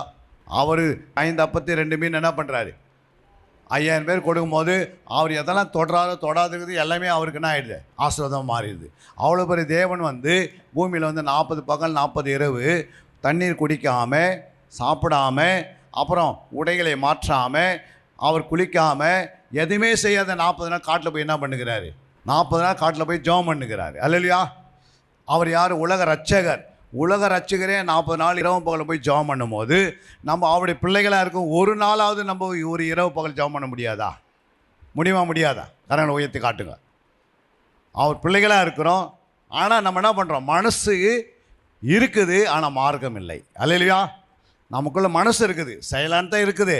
ஆனால் அப்போ உட்காந்தா தூக்கம் வந்துடுது, பலவீனம் வந்துடுது. நாமே என்ன பண்ணுறோம், ஒரு கணக்கு போடுறோம். நம்ம வந்தோம்னா நைட்டெல்லாம் தூங்கலைன்னா அப்போ எப்படி நம்ம பகலெல்லாம் நிற்க முடியும் ஆண்டவர் சமூகத்தில்? அப்படி நாமே எடை போடுறோம். இது நம்ம போடுற எடைகள். ஆனால் நம்ம என்ன நினைக்கிறோன்னா, இயேசு எனக்குள்ளே இருக்கிறாரு, நான் இரவெல்லாம் தூங்காமல் இருக்க முடியும், நான் இரவெல்லாம் என்ன பண்ண முடியும், ஆண்டோடைய பாதத்தில் ஜெபிக்க முடியும், நான் பகலெல்லாம் மறுபடியும் ஆண்டோடைய சமூகத்தில் வர முடியும், கர்த்தர் எல்லா காரியத்தையும் அவர் வாக்கியம் செய்வார், நான் எல்லாத்தையும் விட்டு உன் பாதத்தில் வரும்னு சொன்னால் அவர் எல்லா வேலையும் அவர் பார்த்துக்கொள்வார். அல்லேலூயா. நம்ம அவருடைய பாதத்தில் வந்துட்டோம்னா அவர் எல்லாவற்றையும் அவர் பார்த்துக்கொள்வார். புரியுங்களா? அவருக்கு எல்லாமே லேசான காரியம். ஏதாவது அவருக்கு ரொம்ப கடினமாக இருக்குதா? ஒரு 4 நாள் மனுஷன் செத்து போன மனுஷன்கிட்ட போய் அவர் எழுப்புவதற்கு ஒரு 2000 டாக்டர் வாங்க, நீங்களாம் வந்து ஃபஸ்ட்டு அவங்களுக்கு குள்ளுகிற ரத்தம்லாம் எடுத்துருங்க, புது ரத்தத்தை நான் செலுத்த போகிறேன், அப்புறம் அவருடைய கண்ணெல்லாம் கொஞ்சம் வீங்கி இருக்கிறது, கொஞ்சம் காது சரீரெல்லாம் கொஞ்சம் எப்படி வீக்கமாக இருக்கிறது, இதெல்லாம் கொஞ்சம் சரி செய்து முடிச்சிட்டிங்கன்னா நான் அவனை எழுப்பிடுறேன் அப்படின்னு நான் சொன்னார். செத்து போன மனுஷன்கிட்ட போய் பேசுகிறாரு. நம்மலாம் பாருங்கள், யாராவது செத்துட்டு போய் அவர் பேர் வந்து லாசரு செத்துட்டுக்கிறாரு, அவர்கிட்ட போய் லாசரு நீ எப்படி இருக்கிறன்னு கேட்க முடியுமா? ஏந்து பாபா அப்படின்னு சொல்ல முடியுமா? என்னங்க ஐயா, உயிருக்கிற மனுஷங்கிட்டே நான் பேசுறதில்லை. அல்லேலூயா. செத்த மனுஷங்கிட்டே எப்படி பேச முடியும்? அல்லேலூயா. ஆனால் இயேசு என்ன பண்ணுறாரு, செத்த மனுஷனுக்கிட்ட போய் 7 எழுத்தை வச்சு உயிரோடு எழுப்பின்னு வராரு. எத்தனை எழுத்து? ஒரு எழுத்து ஒரு சத்தியம். அப்போ 7 எழுத்து சத்தியம்னு இருக்கிறது. அப்போ 7 எழுத்துனா என்ன? லாசரு எத்தனை எழுத்து? லாசருக்கு எத்தனை எழுத்துமா? 3 எழுத்து. வெளியே வா, வெளியே என்ற வார்த்தைக்கு எத்தனை எழுத்து? 3 எழுத்து. அப்புறம் வா என்ற வார்த்தைக்கு எத்தனை எழுத்து? 1 எழுத்து. அப்போ 7 எழுத்தில் 4 நாள் செத்து போன ஒரு மனுஷன் எழுப்ப முடியுமா? ஆனால் நம்முடைய இயேசு எவ்வளோ வல்லமை உள்ளவர். அவருக்கு முன்னாடி எதுவுமே எல்லாம் லேசான காரியம். அல்லேலூயா. அவருக்கு முன்னாடி எதுவுமே என்ன இல்லை, எல்லாமே பேசும், கல்லுகள் பேசும். அல்லேலூயா. அவ்வளோ பெரிய தேவன் நம்மோடு கூட இருக்கும்போது நம்முடைய வாழ்க்கை எப்படி இருக்கணும்? அவர் சொல்கிறா பாருங்க, நீ நிரப்பாத சகல நல்ல வஸ்துக்களினாலும் நிரம்பிய வீடுகளையும்.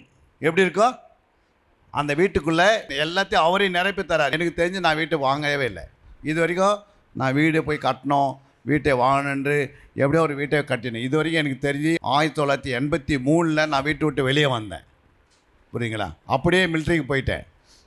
மிலிட்ரியில் போய் முடிச்சுட்டு மறுபடியும் வீட்டை விட்டு நான் என்ன பண்ணேன், இன்னொரு இடத்துக்கு ஊழியத்துக்காக வந்துட்டேன். இது வரைக்கும் நான் வீட்டில் போய் ஒரு நாள் என்ன பண்ணல, 1 வருஷம் வாழலை. அல்லேலூயா. கர்த்தர் என்ன செய்கிறாரு, தேவனுடைய பிள்ளைகளுக்கு எந்த இடத்துல போனாலும் அடைக்கலம் கொடுத்துனே இருப்பார். உனக்கு எல்லா இடத்துலையும் அடைக்கலம் இருக்குது. வானமும் பூமியும் அவருடையது. உன் எல்லா தேவைகளையும் பாருங்கள், நிரம்பிய வீடுகளையும் நான் தருவேன்றாரு. புரியுங்களா? ஒரு நாள் நான் வீட்டில் பைபிள் படிச்சுன்னுக்கிறேன். காலையில் எழுந்து நானும் என் மனைவி ஒரு அதிகாரத்தை வாசிக்கிறோம். டெய்லி ஒரு அதிகாரம் வாசிப்போம். அப்போ அன்றைக்கி அந்த அதிகாரத்தை நாங்கள் வாசிக்கும் போது அதில் 2 சாமுவேல் 7:11 உன்னுடைய எல்லா சத்துருக்களுக்கும் உன்னை நீங்களாக்கி இளைப்பாறவும் பண்ணினேன். இப்போது கர்த்தர் உனக்கு வீட்டை உண்டு பண்ணுவார் என்பதை கர்த்தர் உனக்கு அறிவிக்கிறார். அப்போது என்ன சொல்றாரு, இப்போது கர்த்தர் உனக்கு ஒரு பிளாட் தர அப்படின்னு சொல்லலை, ஒரு வீட்டு மனை தரன்னு சொல்லலை. என்ன சொல்லுகிறாரு? வீட்டை உண்டு பண்ணுவார். புரியுங்களா? மனுஷன் வாக்கு கொடுப்பாங்க, ஆனால் செய்ய மாட்டாங்க. சொல்லுவாங்க இன்றைக்கி நான் வீட்டை தரேன் அப்படின்னா போய் பார்த்தா ஆளே இருக்காதாங்க. ஆனால் ஆண்டவர் பாருங்க, இப்போது கர்த்தர் உனக்கு வீட்டை உண்டு பண்ணுவார். எப்பொழுது? இப்போ நீ விசுவாசத்தா வீடு இல்லாதவங்களுக்கு வீட்டை தருவார். தரமாட்டாரா? ஐயோ எனக்கு வீடெல்லாம் இல்லை, ஆனால் அவர் சொல்கிறாரு நிரப்பின வீடுகளை தருவார். அப்போ இந்த வசனை விசுவாசிக்கும் போது விசுவாசித்து அந்த ஜபத்தை முடித்த பிறகு 3 மணி நேரம் 10 ஃபோன் வருது, ஒரு வீடு இருக்குது வந்து வாங்கி கொள்ளுங்க. அல்லேலூயா. என்ன சொல்கிறாங்க? ஒரு வீட்டை வாங்கி கொள்ளுங்க அப்படின்னு சொல்கிறாரு. அப்போ ஆண்டவர் பாருங்கள், எல்லாத்தையும் ஆயத்தப்படுத்திட்டு தான் நம்மளை என்ன பண்ணுறாரு, அதை கொடுக்குறாரு. நம்மக்கிட்ட ஐயோ ஒன்றுமே இல்லை அப்படின்னா இல்லை, ஆண்டவரே அதை வாங்கி கொடுக்குறாரு. புரியுங்களா? அப்போ என்ன ஓணும் மனுஷனுக்கு என்ன வேணும், நம்ம அவர் பிள்ளைகள், நமக்கு அவர் தகப்பன். நமக்கு அவர் யார்? இயேசு கிறிஸ்து நமக்கு ஒரு தகப்பன். அவருடைய தகப்பன் வார்த்தைக்கு நீ கீழ்ப்படிந்து அவர் சொன்னபடி வாழ்ந்தனா அவர் உன்னை ஆசனால கூட்டுறாரு. நீ ஒரு ஹாஸ்பிட்டலில் போய் படுத்துக்க வேண்டிய அவசியம் கிடையாது. வியாதியோடு இருக்க வேண்டிய அவசியம் கிடையாது. நீ பிசாசின் பிடியில் இருக்க வேண்டிய அவசியம் கிடையாது. நீ கடன் வாங்கிட்டு சுற்றிக்க வேண்டிய அவசியம் கிடையாது. இல்லை நீங்கள் உங்கள் பிள்ளைங்களை அடிக்கிறாங்க, உங்களை அந்த அடி வாங்க வேண்டிய அவசியம் கிடையாது. உன் மேலே யாரும் கை வைக்காத உன்னை பாதுகாப்பார். அல்லையா? இன்றைக்கி எத்தனை பேர் பிள்ளைங்கிட்ட அடி வாங்குறாங்க? பெற்றவங்க பெற்றவங்களை அடிக்கிற பிள்ளைங்களாம் இருக்குதா இல்லையா? வீட்டில் திட்டுற பிள்ளைங்க இருக்கிறாங்களே இல்லையா? எதிர்த்து பேசுகிற பிள்ளைங்க இருக்குதா இல்லையா? வீட்டில் நீ ஏதாவது சொன்னால் அவது ஒன்று சொல்லுது. அதுக்கு என்ன அர்த்தம்? பிள்ளைகளுக்கு நீ கருத்தை என்ன பண்ணல? 6:6 படி இப்போது நான் போதிக்கிற இந்த வார்த்தைகளை உன் பிள்ளைகளுக்கு கருத்தாக சொல்லாதனால தான் அடி வாங்குகிறோம். புரியுங்களா? பிள்ளைகள் எதிர்த்து பேசுது. புரியுங்களா? அப்போ எதிர்த்து பேசுகிற பிள்ளைங்க எதுக்கு வீட்டில்? அதே போல் தான் நம்ம இயேசுக்கு எதிர்த்து நிற்கிறோம். அவர் ஒன்று சொல்கிறாரு, நம்ம ஒன்று செய்து எடுக்கிறோம். அவர் என்ன சொல்ல விரும்புகிறாருன்னு அது புரிஞ்சு கொள்ள. அவருடைய நுகம் லகுவாக இருக்கிறது, அவருடைய சுமை மெதுவாக இருக்கிறது. அவருடைய சுமை, அவருடைய நுகம் பாரமானவைகள் அல்ல. ரொம்ப லேசாக அழகாக நம்ம என்ன பண்ணலாம்? அவர் சொன்னபடி அப்படியே வாழ்ந்து காட்டலாம். அல்லையா? அந்த வசனத்தில் பின்மாற்றம் அடைவதுக்கு சான்ஸே கிடையாது. ஆனால் நம்ம கர்த்தரை அறிகிற அறிவு நம்மக்கிட்ட இல்லாதனால என்ன பண்ணுறோம்? இஷ்டம் போல் நம்ம என்ன பண்ணுறோம்? ஆண்டவர் சொல்கிறதெல்லாம் ரொம்ப கஷ்டம்பா, கீழ்ப்படியவே முடியாது. அவர் ஏதோ தெரியாது எழுதி வச்சிட்டார் பைபிளை. ஆனால் ப்ராக்டிக்கலாக பார்த்தா தான் அவரே ஒரு குடும்பத்தில் வாழ்ந்து இருக்கிறார். தன் தாய் தகப்பனுக்கு அவர் என்ன பண்ணார்? 30 வயசு வரைக்கும் கீழ்ப்படிந்து வாழ்ந்தார். ஊழியத்தில் அவர் மரணம் அறிந்த வரைக்கும் கீழ்ப்படிந்தார். யோசித்து பாருங்கள், மரணம் அறிந்த வரைக்கும் கீழ்ப்படிந்தார். கீழ்ப்படிந்து அவர் எப்படி கற்றுக்கொண்டார்? எபிரேயர் 5:8 அவர் குமாரனாய் இருந்தும் பட்ட பாடுகளினாலே கீழ்ப்படிதலை கற்றுக்கொண்டு தாம் பூரணரான பின்பு தமக்கு கீழ்ப்படுகிற யாவரும் நித்திய ரட்சிப்பை அடைவதற்கு காரணராகி. அல்லேலூயா. பாருங்க என்ன சொல்றாரு? தாம் பூரணமான பின்பு அவர் குமாரனாய் இருந்தும் பச்ச பாடுகளினாலே கீழ்ப்படுதலை கற்றுக்கொண்டு. பாடுகள் இல்லாமல் கீழ்ப்படுதலை கற்றுக்கொள்ள முடியாது. புரியுங்களா? நீங்கள் இரவெல்லாம் ஜபத்தில் உட்காராமல் மற்றவங்க இப்படி உட்காருன்னு சொல்ல முடியாது. புரியுங்களா? அவர் சிலுவையை சுமக்காதுன்னு என் பின்வேறு என்ன பண்ணு சிலுவை சுமந்து கொண்டு வான்னு சொல்ல மாட்டார். அல்லேலூயா. அப்போ இதெல்லாம் எதை குறிக்கிறது? பட்ட பாடுகளினாலே கீழ்ப்படுதலே அவர் என்ன பண்ணுறாரு? கற்றுக்கொண்டார். அப்போ பாடுகள் இல்லை நமக்கு அப்படின்னா நம்ம கீழ்ப்படைய முடியாது. அதை தான் ஆண்டவர் கொடுத்த இந்த ஃபார்முலா. இது தான் குமாரனாக இருக்கிறாரு, அவருக்கு என்ன உண்டு? பாடு இருக்குது. பாடுகளினாலே, பட்ட பாடுகளினாலே இந்த சரீரத்தில் நிறைய பாடுகள் இருக்கிறது. ஏன்னா இந்த மண்ணுக்கு போகிற இந்த சரீரத்தை நம்ம என்ன செய்யணும்? இந்த சரீரத்தைக்கு ரெஸ்ட்டு நிறைய கொடுக்கக்கூடாது. இது ரெஸ்ட்டு கொடுத்தா ஆத்மாவை என்ன பண்ணிடும்? நரகத்துக்கு கொண்டு போய் நிறுத்திடும். அல்லையா? பாருங்கள், நிறைய சரீரத்துக்கு ரெஸ்ட்டு கொடுத்தவங்களாம் எங்கே இருப்பாங்கன்னா, ஒரு நாள் நீங்கள் பாருங்கள் எல்லாம் நரகத்தில் விழுந்து கெடுப்பாங்க. கிறிஸ்துக்குள்ளே நிறைய ரெஸ்ட்டு சுகபோகமாக வாடுகிறவர்களாம் அவங்க ஞானஸ்தானம் தந்தாலும் நரகத்தில் இருப்பாங்க. ஏன் அப்படின்னா சுகபோகமாக வாடுகிறவர்கள் உயிரோட செத்தவர்கள். அல்லையா? ஆனால் சர்ச்சில் தான் உட்காந்துப்பாங்க. அவங்க என்ன வாழ்க்கையில் என்ன சுகபோகம்னா மணி அடித்த பிறகு சர்ச்சுக்கு வர வேண்டியது, மணி அடித்த பிறகு சர்ச்சை விட்டு போக வேண்டியது. அல்லையா? என்ன சொன்னாங்கன்னு அவங்களுக்கு தெரியாது. என்ன தான் சொல்கிறாங்க அவங்களுடைய இதை. நான் ஏதோ ஆண்டருக்கு ஒரு 10 ரூபா காணிக்கு போட்டால் ஆண்டவர் எனக்கு திருப்பி கொடுத்துருவார். நம்முடைய ஆண்டவர் கொடுக்கிறவர், அவர் வாங்குறவர் அல்ல. அல்லையா?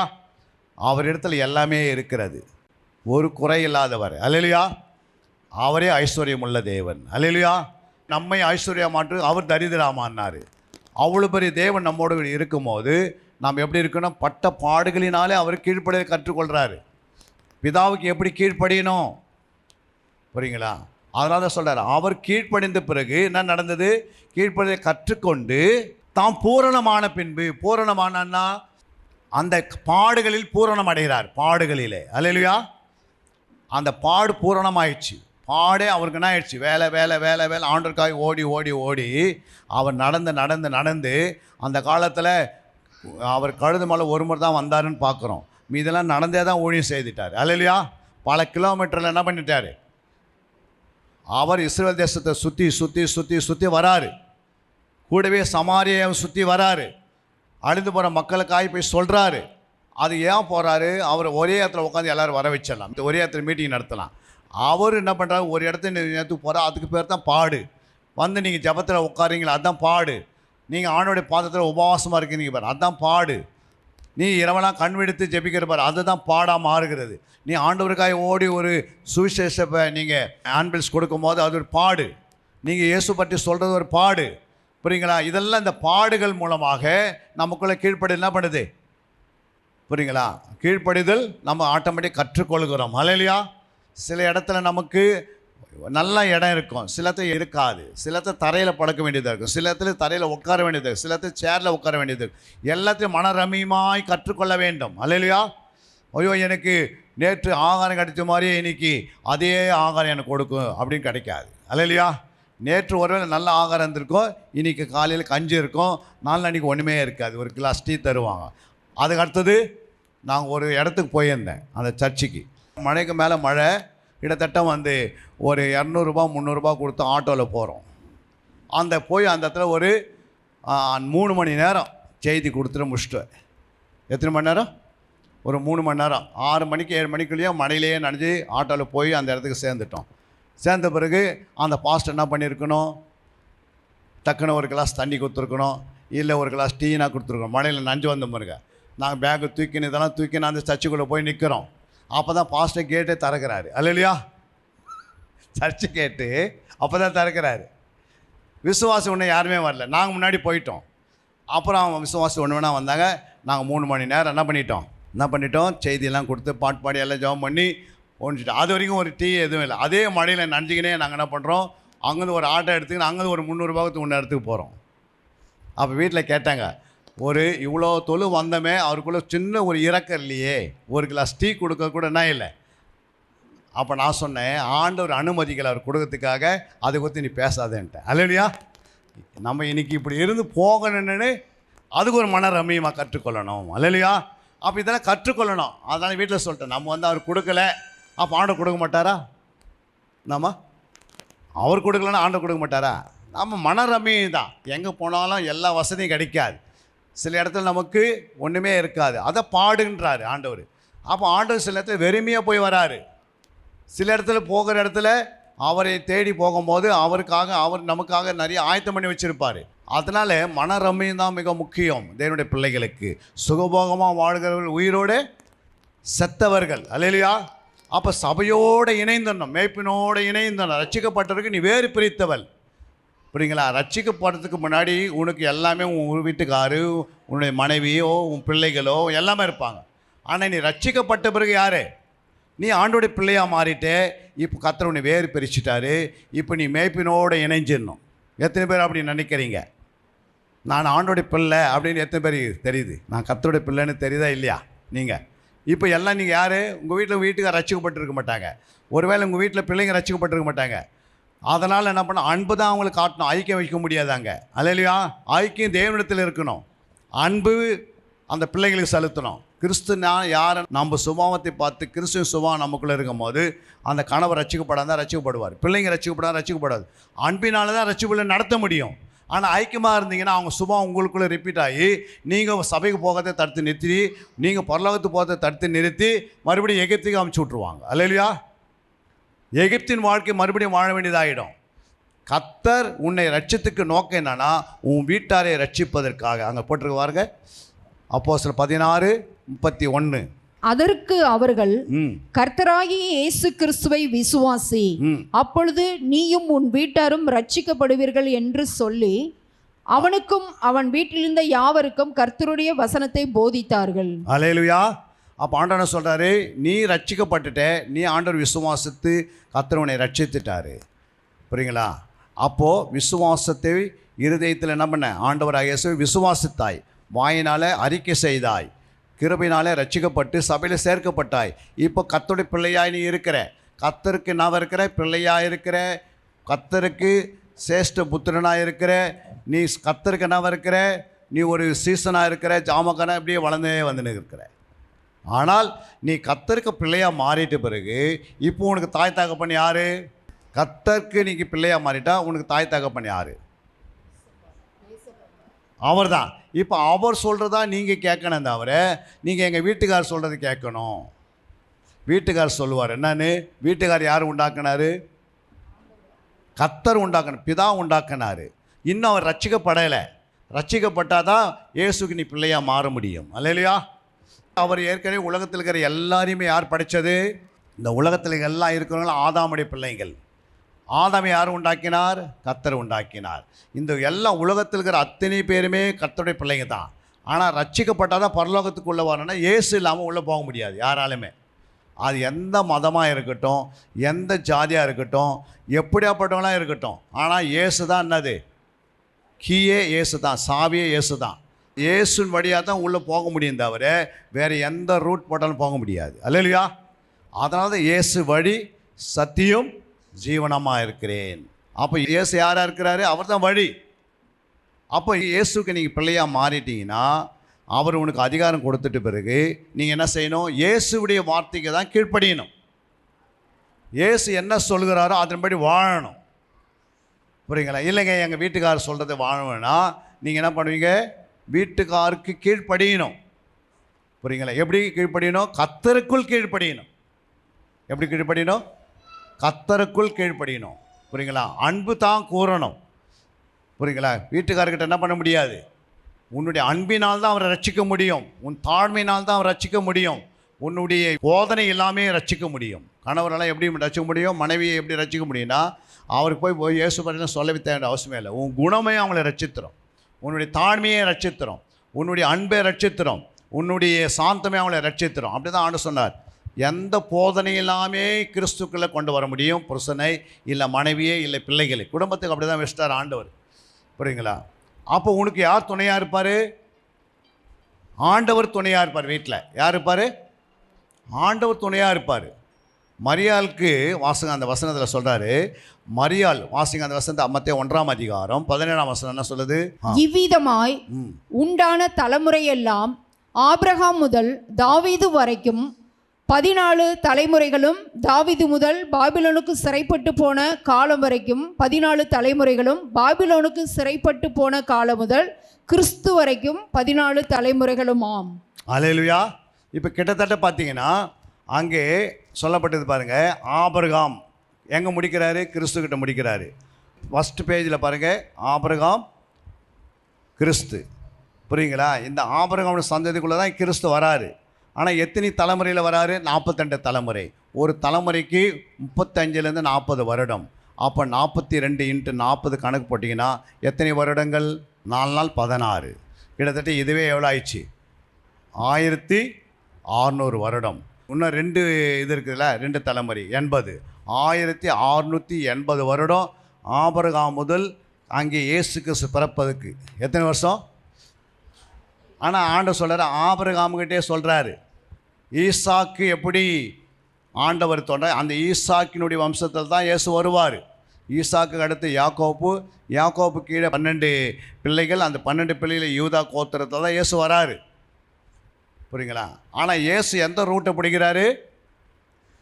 யூதருடைய ரூட்டை பிடிக்கிறாரு. ஆசாரியர் எந்த ரூட்டை பிடிச்சாங்க? லேவியுடைய ரூட்டில் வராங்க.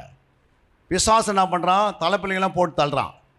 ஃபஸ்ட்டு ஆதாமை போட்டானா, ஆதாமுக்கு பிறகு யார் வந்தது? தலைப்பிள்ளை காயின் வந்தான். காயின் என்ன பண்ணிட்டான்? ஒருவேளை பிசாசு இயேசு இவராக இருப்பாரா அப்படின்னு சொல்லிட்டு தான் என்ன பண்ணுறாரு? அங்கே இருக்கிற ஆதாம் காயின் வந்து யாரை போட்டுட்டான்? ஆவேலை போட்டான். அப்போ காயின் என்ன மாறிட்டான்? கொலைக்காரனாக மாறிட்டான். அப்போது இந்த ரூட்டில் இயேசு வர முடியாதுன்னு நினச்சான். அதுக்கு அடுத்தது ஆண்டவர் என்ன பண்ணுறாரு? யாக்கோபடி கோத்திரம் வருது. அதில் தலைப்பிள்ளை யார்? ரூபனை போட்டு தள்ளிடுறான். அப்படி தலைப்பிள்ளைகள்லாம் எங்கே வருது? ஏசா தலைப்பிள்ளையாக இருந்தார். அவரையும் போட்டு என்ன பண்ணிட்டார்? ஒருவேளை கூழுக்காக சேஷ்டபுத்திரம் போயிடுச்சு. இஸ்மவேலை ஆள் இல்லாத ஓட வச்சிட்டாரு பிசாசு. இப்படி பிசாசு தந்திரமாக ஒரு கோத்திரத்தில் தேடி கண்டுபிடிச்சினே வரான். இப்படி 42 தலைமுறையில் இயேசு எங்கே தான் வராருன்னு. புரியுங்களா?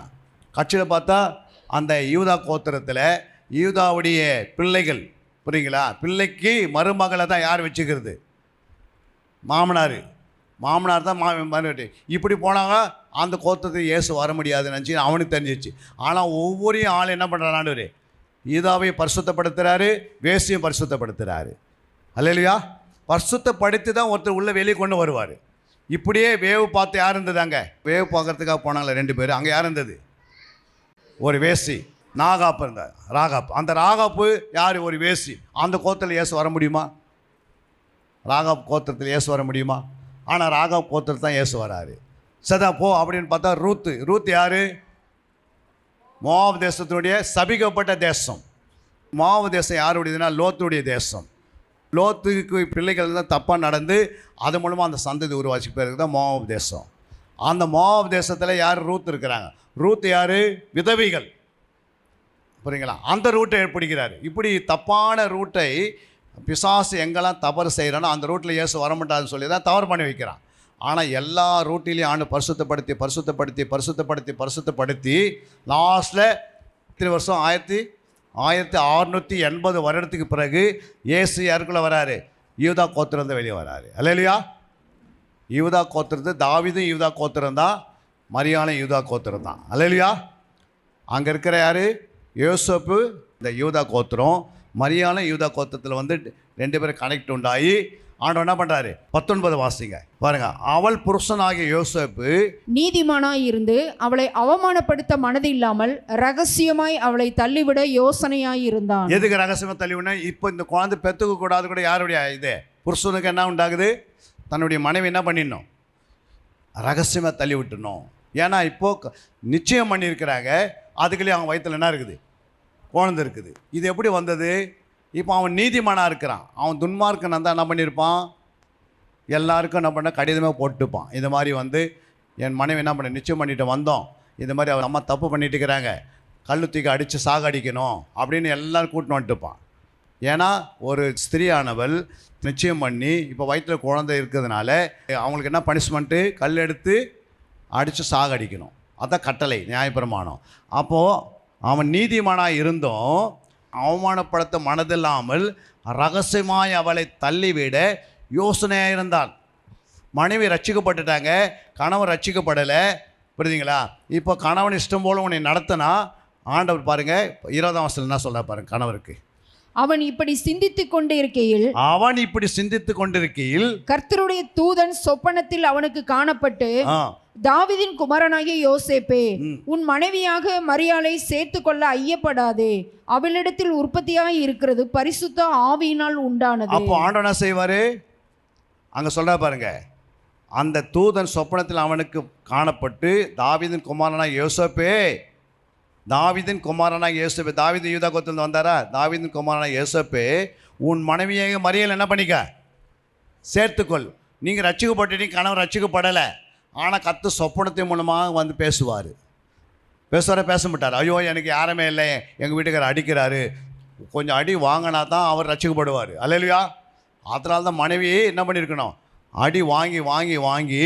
புரியுதுங்களா? ஒரு இடத்துல ஒரு மனைவி என்ன பண்ணாங்கன்னா, கணவன் வந்து தன் மனைவியை பயங்கரமாக அடிப்பாராம் குடிச்சிட்டு வந்து. புரியுங்க? அந்த அடியெலாம் வந்து சாதாரண அடி கிடையாது. அடுத்து ஒரு சொட்டு ரத்தம் வந்து விழுந்த பிறகு தான் அந்த ரத்தத்தின் மூலமாக அவங்க வீட்டில் இருக்கிற பூனையை கொண்டு வந்து அந்த ரத்தத்தை குடிக்க வைப்பாரான். இப்படி சித்திரவாதம் பண்ணி கொண்டு வந்தார் மனைவியை. ஆனால் அந்த அம்மா வந்து ரட்சிக்கப்பட்டவங்க. புரியுங்களா?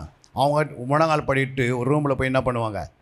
ஆண்டவரே, என் கணவரை ரட்சிக்கணும், என் கணவர் எப்படியாவது ரட்சிக்கப்படணும், இந்த அடியெல்லாம் எதுக்கு வாங்குறேன்னா எங்கள் வீட்டுக்காரன் பரலோகத்துக்கு வரணும் அப்படின்னு அந்த அம்மா ஜெபம் பண்ணுறாங்க. எப்படி பண்ணுறாங்க? இவ்வளோ அடி வாங்கி ரத்தம் சிந்த வச்சு அவங்களுடைய வாயில் என்ன வருது? இயேசுடைய அன்பு வெளிப்படுத்து பாருங்க.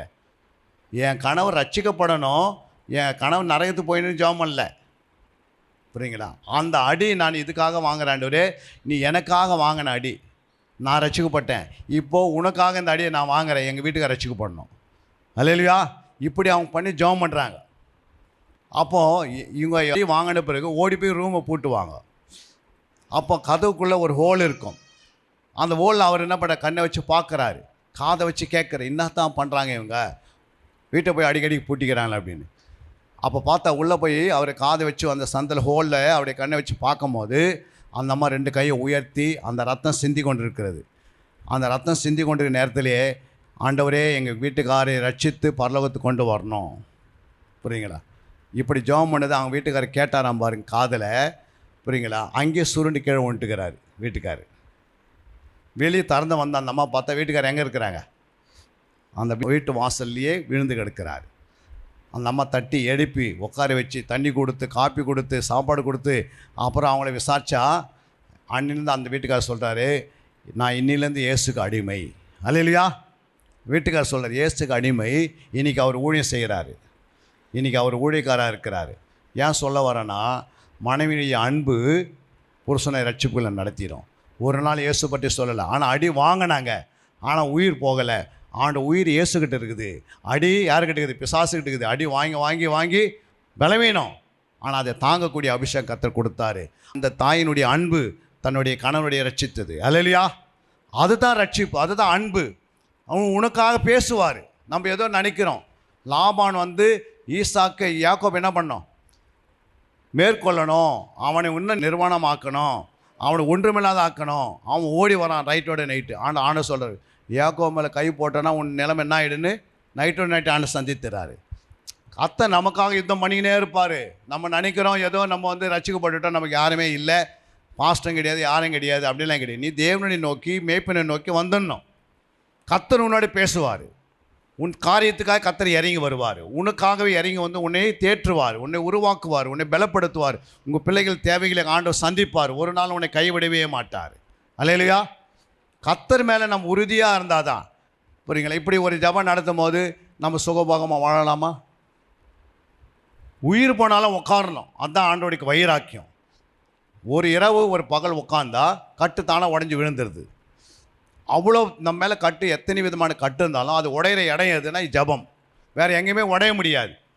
அங்கே சத்தியம் இருக்கும், ஜெபம் இருக்கும், ஆராதனை இருக்கும், துதி இருக்கும், சாட்சி இருக்கும், எல்லாமே இருக்கும். கர்த்தருடைய வல்லமை புறப்பட்டு உள்ளே நமக்கு தெரியாத கட்டு உடச்சிடும். அதுபோல் உடைய வாழ்க்கை எல்லாமே சேஞ்ச் ஆகிடும். துளிராத ஒரு கட்டையானது என்ன பண்ணுது? துளிக்க வைக்கிறார் ஆண்டவர். புரியுங்களா? இரவெல்லாம் அந்த கட்டை எப்படி இருந்தது? காஞ்சி போன கட்டையில் பழம் வருமா? ஆனால் ஒரே இரவோடு என்ன பண்ணுது? அது துளித்து எழும்பி அதில் ஒரு கனியை பார்க்குறோம். அப்போ ஒரே இரவு ஒரே ஜெபம் அதில் உங்கள் வீட்டை என்ன பண்ணுறார்? திருப்பமனை கொண்டு வருவார். அல்லேலூயா. ஒரே இரவு ஜெபத்தில் நம்முடைய வீட்டுக்கு வர வேண்டிய அத்தனை ஆசீர்வாதங்களை கர்த்தர் கட்டளையிட்டுருவார். அது பிறகு உன்னுடைய கண்ணீர் துடைக்கப்படும், உன் வேதனை நீங்கும், உன்னுடைய வியாதி உன்னை விட்டு விலகும். உனக்கு விரோதமாக எழுமின சத்துருவின் கோட்டைகள், மாந்தரை கிரிகள், செய்வினை கிரிகள், உனக்கு தெரியாத செய்ததெல்லாம் அந்த ஆவிகள்லாம் இல்லை, இடையில்லாது போய் என்ன பண்ணும்? ஓடிவிடும். அல்லேலூயா. கர்த்தர் எல்லாத்தையும் விரட்டி அடிப்பார். அந்த நாள்லேருந்து உன்னுடைய வாழ்க்கை மாறிடும். ஆனால் இந்த 24 மணி நேரம் எதுக்கு ஜெபம் பண்ணுறேன்னு யாருக்குமே என்ன பண்ணாது. ஏதோ ஜெபம் பண்ணுகிறாரு, அவருக்கு வேலையே கிடையாது, அந்த அம்மாவுக்கு வேலை கிடையாது, எனக்கு வேலை கிடையாது, வந்த விசுவாசிகள் வேலை கிடையாது, எனக்கு நிறைய வேலை இருக்குது அப்படின்னு நம்ம நினைக்கிறோம். அல்லேலூயா. எத்தனையோ குடும்பங்களில் நாள் கணக்கில் சாப்பிட்றதில்ல. வெளிநாட்டுகளில் போய் பாருங்கள், இன்றைக்கி இரவு சாப்பாடு கிடையாது. எத்தனையோ நம்ம இந்தியாவில் இன்னும் வறுமையில் இருக்கிறாங்க. இரவு நேரத்தில் சாப்பாடு இல்லை. சில இடத்துல 2 வேளை சாப்பாடு இல்லை, மத்தியானம் சாப்பாடு இல்லை. சில இடத்துல பிரேக்ஃபாஸ்ட் மட்டும்தான், சிலருக்கு நைட் மட்டும் தான் கஞ்சி. இன்றைக்கி நம்ம இந்தியாவுக்குள்ளே வறுமையில் வாடுறவங்க 30%. எத்தனை பர்சன்ட்டு? 30% மக்கள். 140 கோடி மக்களில் கிட்டத்தட்ட 25லேருந்து 45 கோடி மக்கள் என்ன பண்ணியிருக்கிறாங்க? வறுமை கோட்டு கீழே இருக்கிறாங்க. அவங்களுக்கு ஆகாரமே இல்லை. காலையில் செய்த கஞ்சோட அதோட அடுத்த நாள் கஞ்சி தான். ஆனால் கர்த்தர் நமக்கு 3 வேளை ஆகாரத்தை கொடுக்குறாரு, நல்ல உடையை தராரு, வீட்டை கொடுத்துருக்கிறாரு. நமக்கு எப்போல்லாம் ஃபோன் பேசணுமோ அவங்ககிட்ட பேசுகிறோம். இப்படியாப்பட்ட பாக்கியத்தை நம்ம கொடுத்துக்கும் போது ஆண்டவருக்கு எவ்வளோ நன்றி செலுத்தணும். அல்லேலூயா. இரவெல்லாம் நீ நன்றி செலுத்தினா போதாது, எத்தனை கோடி நன்றிகளை செலுத்தினா போதாது. அல்லேலூயா. நம்ம வந்த வழியை நீ பார்க்கணும். அதான் ஆண்டவர் சொல்கிறார். அங்கே உபாகம் 6ஆம் அதிகாரம் 12ஆம் வசனம் வாசிங்க. நீ அடிமைப்பட்டிருந்த வீடாக எகிப்து தேசத்திலிருந்து உன்னை புறப்பட பண்ணின கர்த்தரை மறவாதபடிக்கு எச்சரிக்கையாயிரு. அல்லேலூயா. நீ அடிமைப்பட்டிருந்த வீடாக எகிப்து தேசம், அதாவது நீங்கள் ரட்சிக்கப்படுறதுக்கு முன்னாடி எப்படி இருந்தீங்க? பாவத்தில், சாபத்தில், விக்கிர ஆராதனையில், தேவையில்லாத காலையில் நம்ம இருந்தோம். ஆனால் இப்போ அந்த அடிமைத்தனத்திலேருந்து கர்த்தர் என்ன பண்ண? உன்னை புறப்பட பண்ணின கர்த்தரை ஒரு நாள் என்ன பண்ணக்கூடாது? மறவாத எச்சரிக்கையாக இருக்க வேண்டும். அடுத்த வசனம் சொல்லுது, வாசிங்க 13. உன் தேவனாகிய கர்த்தருக்கு பயந்து அவருக்கே ஆராதனை செய்து அவருடைய நாமத்தை கொண்டே ஆணையிடுவாயாக. அப்போ என்ன சொல்கிறார் ஆண்டவரே? 13 பாருங்க. உன் தேவனாகிய கர்த்தருக்கு பயந்து. இப்போ பயம் இருக்குதா? 24 மணி நேரம் பிறகு இருந்தது, அதில் பயம் இருந்ததா? புரியுங்களா? நம்ம அப்படியே ஆண்டவருக்கு நம்ம உண்மையாக இருக்கிற மாதிரி தெரியுது. ஆனால் ஆண்டவர் நம்முடைய வீட்டில் ஒரு ஃபங்க்ஷன் நடந்தால் நம்ம அமைதியாக ஒரு இடத்துல உட்காரோமா, இல்லை எங்காவது போய் சுற்றிட்டு வரோமா? அந்த ஃபங்க்ஷன் முடிகிற வரைக்கும் அவங்க என்ன பண்ண மாட்டாங்க? சாப்பிட விட மாட்டாங்க. அல்லேலூயா. எத்தனையோ வீடுகளுக்கு நோட்டீஸ் கொண்டு வராங்க, அவனை சொன்ன கொஞ்சம் சாப்பிட்டு போங்கன்னு நான் சொன்னால், ஐயோயோ எனக்கு வந்து அடுத்த வீட்டுக்கு போய் நோட்டீஸ் தரணும், அதனால் ஒரு கிளாஸ் தண்ணி கொடுத்தா போதும். சாப்பிடாமே அவங்க நோட்டீஸ் கொடுத்துட்டு வந்து கல்யாணத்தை நடத்துவாங்க. அல்லையா? அது ஒரு 1000 2000 நோட்டீஸ் போட்டுட்டு இது இத்தனை நோட்டீஸ் கொடுப்பதுக்கு அவங்களுடைய அந்த கல்யாணம் முடித்து நிறைவேற்ற வரைக்கும், தாலி கட்டுற வரைக்கும் அவங்களுடைய பாதம் கால் என்ன பண்ணுறது, வீட்டில் தங்குறதே இல்லை, இரவு பகல் ஓடிக்கினே இருக்கிறாங்க. ஆனால் அதை காட்டிலும் நம்முடைய சபையில் 24 மணி நேரம் ப்ரேயர் வருதுன்னா அதுக்கு எப்படி இருக்கணும்? நீங்கள் தேவனுடைய சமூகத்தில் வந்து முழங்கால் படியிட்டு உன் கண்ணீரை விடணும். இதெல்லாம் வந்து நமக்கு சார்ஜ் பண்ணுற மாதிரி, ஆவிக்குறி ஜீவியத்தில் வளர்ந்து வருகிற மாதிரி, இன்னும் ஆவியில் வளர்ந்து பெருகிற மாதிரி, அதை தான் இந்த 24 மணி நேரம் ஆண்டவர் நமக்கு என்ன பண்ணியிருக்கிறாரு. அப்போ நீங்கள் உன் தேவனாகிய கர்த்தருக்கு பயந்து அவருக்கே ஆராதனை செய்யணும். புரியுதுங்களா? அப்போ நம்ம 12ஆம் அதை என்ன பண்ணுறோம்? மறந்து விடுகிறோம். ஆராதனை செய்து அவருடைய நாமத்தை கொண்டே ஆணையிடுவாயாக. அடுத்த வசனம் நான் சொல்லுது பாருங்க, 14. உன் தேவனாகிய கர்த்தருடைய கோபம் உன்மேல் மூண்டு உன்னை பூமியில் வைக்காமல் அழித்து போடாதபடிக்கு உங்களை சுற்றிலும் இருக்கிற ஜனங்களின் தேவர்களாகிய அந்நிய தேவர்களை பின்பற்றாதிருப்பீர்களாக. அப்போ உன் தேவனை கர்த்தருடைய கோபம் உன் மேலே வரக்கூடாது. சபையில் ஒன்று நடக்குதுன்னா நீங்கள் சரியாக வரலன்னா தேவனுடைய கோபம் உன் மேலே வந்துடுது. அல்லேலூயா. நம்ம தூக்கம் இழுத்துன்னு போயிடுது, வீடு இழுத்துன்னு போயிடுது, புருஷன் நம்மளை எடுத்துன்னு போயிடுறாங்க, பிள்ளைகள் நாளைக்கு வேலைக்கு போகணும், எல்லாரையும் உபவாசம் போட்டு ஒரு நாள் லீவ் போடுங்க அப்படின்னு நீங்கள் 2 மாதத்தில் உங்கள் வீட்டில் குடும்ப ஜபத்தில் ஜெபம் பண்ணியிருக்கணும். ஆண்டவரே என்ன செய்யணும், இப்படி 24 மணி நேரம் ஜெபம் வருது, அதனால் நான் குடும்பத்தோடு போகணும். அப்போ நான் என்ன செய்யணும்னா, நீங்கள் என்ன செய்திருக்கணும், உங்கள் குடும்ப ஜபத்தில் வச்சு ஜெபம் பண்ணணும், ஆண்டவருக்கு தெரிவிக்கணும். ஆண்டவரே அந்த 24 மணி நேரமோ நானும் என் வீட்டாரும் என் பிள்ளைகள் யாவரும் என் சொந்த மந்தில் கூட என்னால் முடிஞ்ச அளவுக்கு நாங்கள் எல்லாம் ஒன்றாக போய் அந்த 24 மணி நேரம் உட்காந்து உபவாசமாக இருந்தோம்னா அந்த வீட்டுக்கு பெரிய ரட்சிப்பு உண்டாகுது. அல்லேலூயா. ஒரு பெரிய ஆசீர்வாதத்தை கட்டளையிடுகிறார். போகாத வியாதி போயிடும், கடன் வந்து உங்களை விட்டு விலகிடும், உங்கள் பிள்ளை கீழ்ப்படையாததுக்கு அன்னிலேருந்து கீழ்ப்பட ஆரம்பிச்சிடுவாங்க, உங்கள் வீட்டுக்காரு சரியாக இருக்க மாட்டார், அன்னிலேருந்து சரியாகிடுவார் இந்த ஜபத்துக்கு வந்து பண்ணுறது. அல்லேலூயா. அவ்வளோ கட்டுகள் உடையிற இடம் தான் ஜபம். ஏதோ நம்ம வந்து வெறுமையாக போகல, நாங்களும் இப்படி ஒரு ஜபத்தில் தான் வந்து நின்னோம். ஆரம்பத்தில் 98 ஒரு ஆராதனையில் அப்படியே வந்து நின்றுட்டோம். அந்த ஆராதனை நிற்கும் போது அப்போ தான் ஆரம்ப காலகட்டத்தில் அப்போல்லாம் வந்து பார்த்திங்கன்னா வாரத்துக்கு 3 முறை குடிப்போம், தண்ணி அடிப்போம். அப்போ தண்ணி அடிக்கிற நாங்கள் திடீர்னு ஆண்டருக்குள்ளே வரேன்னு ஆசைப்பட்டுட்டோம். அப்போ வந்து அந்த மீட்டிங்கில் நின்னால் ஒரு கருப்பு உருவம் அந்த வர்ஷிப் பண்ணினே இருக்கிற நேரத்தில் என் மேலே இருக்கிற ஒரு கருப்பு உருவம் என்னை விட்டு விலகி அப்படியே போதை நான் என் கண்ணை திறந்து காட்டுறாரு ஆண்டவர். அதுக்கு பிறகு அந்த உருவத்தை நான் என்ன பண்ணல, இது வரைக்கும் பார்க்கல. உடனே எனக்கு ரிலீஸ் ஆகி அது பிறகு என்ன ஆயிடுச்சு, ஆண்டவர் அதிகமாக தேட ஆரம்பிச்சிட்டேன். ஒரு பாரம், ஒரு அழுத்தம், அது போன பிறகு எல்லாம் லகுவாக மாறிச்சு. புரியுங்களா? அப்போ அந்த ஆராதனை நான் போகலை, அந்த மீட்டிங்கில் நான் போகல. 3 நாள் வச்சுருந்தாங்க அந்த ஜபத்தை. ஆனால் இரவு ஜபம் இல்லை, பகல்லையே 3 நாள் வச்சுருந்தேன். அந்த ஆராதனை அவ்வளோ வல்லமையாக இருந்தது. புரியுங்களா? திரும்ப நான் வந்து ஒரு ஆலயத்தில் வந்து ஆண்டவரே கொண்டு வந்து அந்த ஆலயத்தில் விடும்போது அதே ஆராதனை அந்த ஆலயத்தில் பார்த்தேன். அப்போ ஆராதனைக்கு எவ்வளோ வல்லமை இருக்குதுன்னு ஆண்டவர் சொல்கிறாரு. அல்லேலூயா. அப்போது உன் தேவனை கர்த்தருடைய கோபம் உன்மேல் மூண்டு உன்னை பூமியில் வைக்காமல் அழித்து போடாதபடிக்கு உங்களை சுற்றிலும் இருக்கிற ஜனங்களின் தேவர்களாகி அந்நிய தேவர்களை என்ன பண்ணக்கூடாது, பின்பற்றக்கூடாது. அல்லேலூயா. அதை வணங்குறவங்களை அன்பு கூறணும். அவங்களோட போய் உட்காந்திங்க சாப்பிட்டு கொடுக்காது, அவங்களோட உட்காந்திங்க நீங்கள் தான் எல்லாம் பெரிய ஆள் அப்படின்னு சொல்லக்கூடாது. அல்லேலூயா.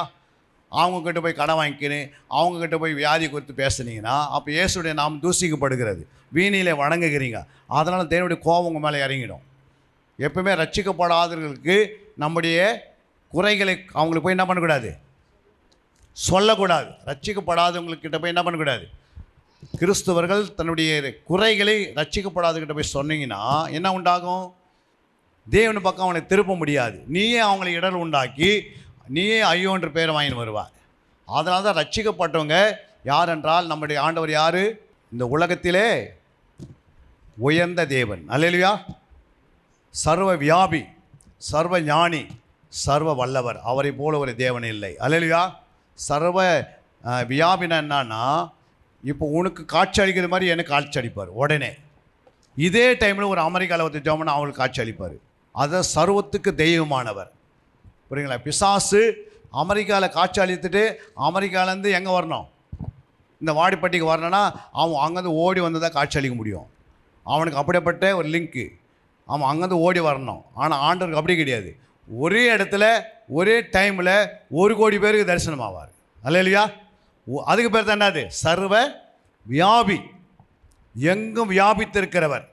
புரியுங்களா? எங்கே அவருடைய பிரசனத்தை அனுபவிக்க முடியும். அதனால தான் உலகம் ஃபுல்லாக ஆராதனையில் ஒரே டைமில் விடுதலை பெறுறாங்க. அதுக்கு என்ன காரணம்னா இதுதான். ஆராதனையில் தேவன் வந்து இறங்கி அந்த மனுஷனுக்குள்ளே இருக்கிற அசுத்தாவியெல்லாம் துரத்தி விட்டுறாரு. ஒரு கட்டு உடஞ்சிருது. இன்றைக்கி ஆராதனைனா என்ன பண்ணுறதுல யாரும் வரதே இல்லை. அல்லேலூயா. ஆராதனை 8 மணிக்குன்னா அவங்க 10 மணிக்கு வந்தால் எப்படி விடுதலை ஆகுவாங்க?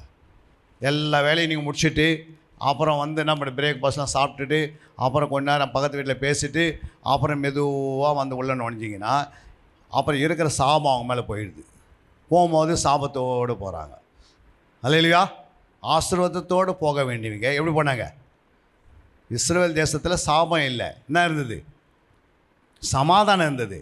ஆனால் நொகமிக்கு இஸ்ரவேல் தேசத்தில் என்ன இருந்தது? சாபம் இருந்தது. ஆனால் சமாதானம் தேடி எங்கே போனாங்க? மோவாப் தேசத்துக்கு போகிறாங்க. அல்லேலூயா. எனக்கு சமாதானம் கேட்டு அங்கே போன பிறகு கசப்பு உண்டாச்சு. இப்போ மாறா கசப்பாக மாறிட்டாங்க. அல்லேலூயா. ஆனால் சமாதானம் இருக்கிற இடத்துல சமாதானம் இருக்கிறத சமாதானத்தை அனுபவிக்காமல் அவங்க எங்கே போயிட்டாங்க? சமாதானம் இங்கேயும் இல்லை, ஆலயத்தில் இல்லை, வேறு எங்கேயோ இருக்குது, மோவாப் தேசத்துக்கு போயிட்டாங்க. இது மாதிரி. அல்லேலூயா. ஆனால் சமாதானம் தான் இங்கே தான் உனக்கு விடுதலை. இதுதான் விடுதலை நேரம். ஒரு வருஷத்துக்கு ஆண்டவர் எப்படியாவது ஒரு 24 மணி நேரமாவது நம்ம ஜெபிப்பதற்கு ஒரு டைமை தராது. அதில் நாம் பயன்படுத்தி கொள்ள வேண்டும். அல்லேலூயா. அடுத்ததாக நாம் பார்க்க வேண்டியது என்னன்னா, ஒரு சீசன் செய்ய வேண்டியது என்ன அப்படின்னு பார்க்கும்போது 3 காரியங்கள் சீசனுக்குள்ளே இருக்கணும். 1, சீசன் என்ற வார்த்தைக்கு 3 முக்கிய அர்த்தங்கள். 1, கற்றுக்கொள்கிறவன். 2, பின்பற்றுகிறவன். 3, அனுப்பப்படுகிறவன். அல்லேலூயா. சுருக்கமாக சொல்லி நான் முடிக்கிறேன். 1, கற்றுக்கொள்கிறவன், பின்பற்றுகிறவன், அனுப்பப்படுகிறவன். அல்லேலூயா. அப்போ முதலாவது சீசன் என்ன செய்யணும்? மத்தேயு 11:29 சொல்கிறது, நான் சாந்தமும் மனத்தாழ்மையாக இருக்கிறேன், என்னிடத்தில் வந்து கற்றுக்கொள்ளுங்கள். எதை கற்றுக்கொள்ளுங்கள்? ஒரு தேவனுடைய பிள்ளைகளுக்குள் சீசருக்குள் முதல் இருக்க வேண்டியது தாழ்மை, 2வது இருக்க வேண்டியது சாந்தம். அல்லேலூயா. இது 2 வந்து மிக முக்கியமானது. தாழ்மை, சாந்தன்றது. நான் சாந்தம் மனத்தாழ்மையாக இருக்கிறேன். என் நுகத்தை நீங்கள் என்ன பண்ணுங்கள்? உங்கள் மேல் ஏற்றுக்கொண்டு என்னிடத்தில் கற்றுக்கொள்ளுங்கள், அப்போது உங்கள் ஆத்மாவுகளுக்கு இளைப்பாறுதல் கிடைக்கும். அப்போது நம்ம எல்லாருக்குள்ளே என்ன இருக்கணும்? சாந்தம் இருக்கணும், அப்புறம் தாழ்மை இருக்கணும். சாந்த குணமுள்ளவர்கள் பூமியை சுதந்திரிப்பார்கள். அப்போ இந்த சாந்த குணம் தானாக வராது. இந்த சாந்த குணத்தை என்ன செய்யணும்? நீங்கள் கற்றுக்கொள்ளணும். சாந்த குணம் அப்படியே வந்துடுதா? ஆவியின் கனியில் சாந்தன்றது ஒன்று இருக்கிறது. அந்த சாந்த குணத்தை நீ உனக்குள்ளே வரணும்னா வேதத்தை முழுமையாக போய் என்ன பண்ணணும்? தேடி ஆராய்ந்து தியானிக்கணும். ஏசாயா 34:16 சொல்கிறது, கர்த்தருடைய புஸ்தகத்திலே தேடி வாசியுங்கள், தேடி வாசியுங்கள், இவைகளில் ஒன்றும் குறையாது, இவைகளில் ஒன்றும் ஜோடி இல்லாதிராது. அவருடைய வாய் இதை சொல்லிட்டு அவருடைய ஆவி அவைகளை சேர்க்கும். பாருங்க, இங்க என்ன சொல்றாரு? கர்த்தருடைய புஸ்தகத்திலே என்ன பண்ணணும்? தேடி வாசியுங்க. தேடி தான் வாசிக்கணும். அல்லேலூயா. சும்மாலாம் அப்படியே என்ன பண்ணக்கூடாது? படிக்கிறேன் அப்படி சொன்னால் அதிக படிப்பு உடலுக்கு இளைப்பு. இது படிக்கிற புத்தகம் கிடையாது. நிறைய பேர் என்ன பண்ணுவாங்க? படிக்கிறேன்னுவாங்க. ஏன் தேடி வாசிக்க சொல்கிறார் பிதா? யோசித்து பாருங்கள். கர்த்தன பிதா புஸ்தகம் என்பது 66 புஸ்தகம். புஸ்தகத்திலே பன்மையில் எழுதுகிறாரு. தேடி தான் வாசிக்கணும். அல்லேலூயா. தேடி நம்ம என்ன பண்ணோம்? வாசிக்கணும். அப்போது என்ன உண்டாகும்? தேடி வாசித்தால் அதில் ஜோடி குறையாது. கரெக்டாக அந்த ஜோடி கொடுப்பார். ஜோடினா என்ன? ஒரு கணவனுக்கு 21 வயசு. ஜோடி எத்தனை வயசில் இருக்கணும்? மனைவி 18 வயசு. ஒருவேளை அது 80 வயசு இருந்தாலும் மனைவியாக மாற முடியுமா? அவங்களும் பெண்ணை தானே இருக்கிறாங்க. அப்படின்னு சொல்லி கட்டிட முடியுமா? 80 வயசு பொண்ணை எடுத்து, ஒரு ஆயாவை எடுத்து 21 வயசு ஒரு மகனுக்கு கொடுக்க முடியுமா? முடியாது. ஏன் முடியாது? அது ஜோடி இல்லை. அப்போ ஜோடினா எப்படி இருக்கணும்? நீங்கள் பாருங்க, பறவைங்கள்லாம் பார்த்துருப்பீங்க. 2 காக்கா உட்காந்துக்கும். அதில் 1 காக்கா பெருசாகுது, ஒரு காக்கா சின்னதாகுது. அப்படியா இருக்குது? 2மே ஒரே மாதிரி. சிட்டுக்குருவி பாருங்கள், 2 ஒரே மாதிரி இருக்குது. அதேமாதிரி ஜோடினா அப்படி தான் வசனத்தை டிஸ்டன்ஸில் கண்டுபிடிக்கக்கூடாது. சிலவங்க என்ன பண்ணுவாங்க, கர்த்தருடைய புஸ்தகத்தில் தேடி வாசி. ஜோடினா என்ன அர்த்தம்?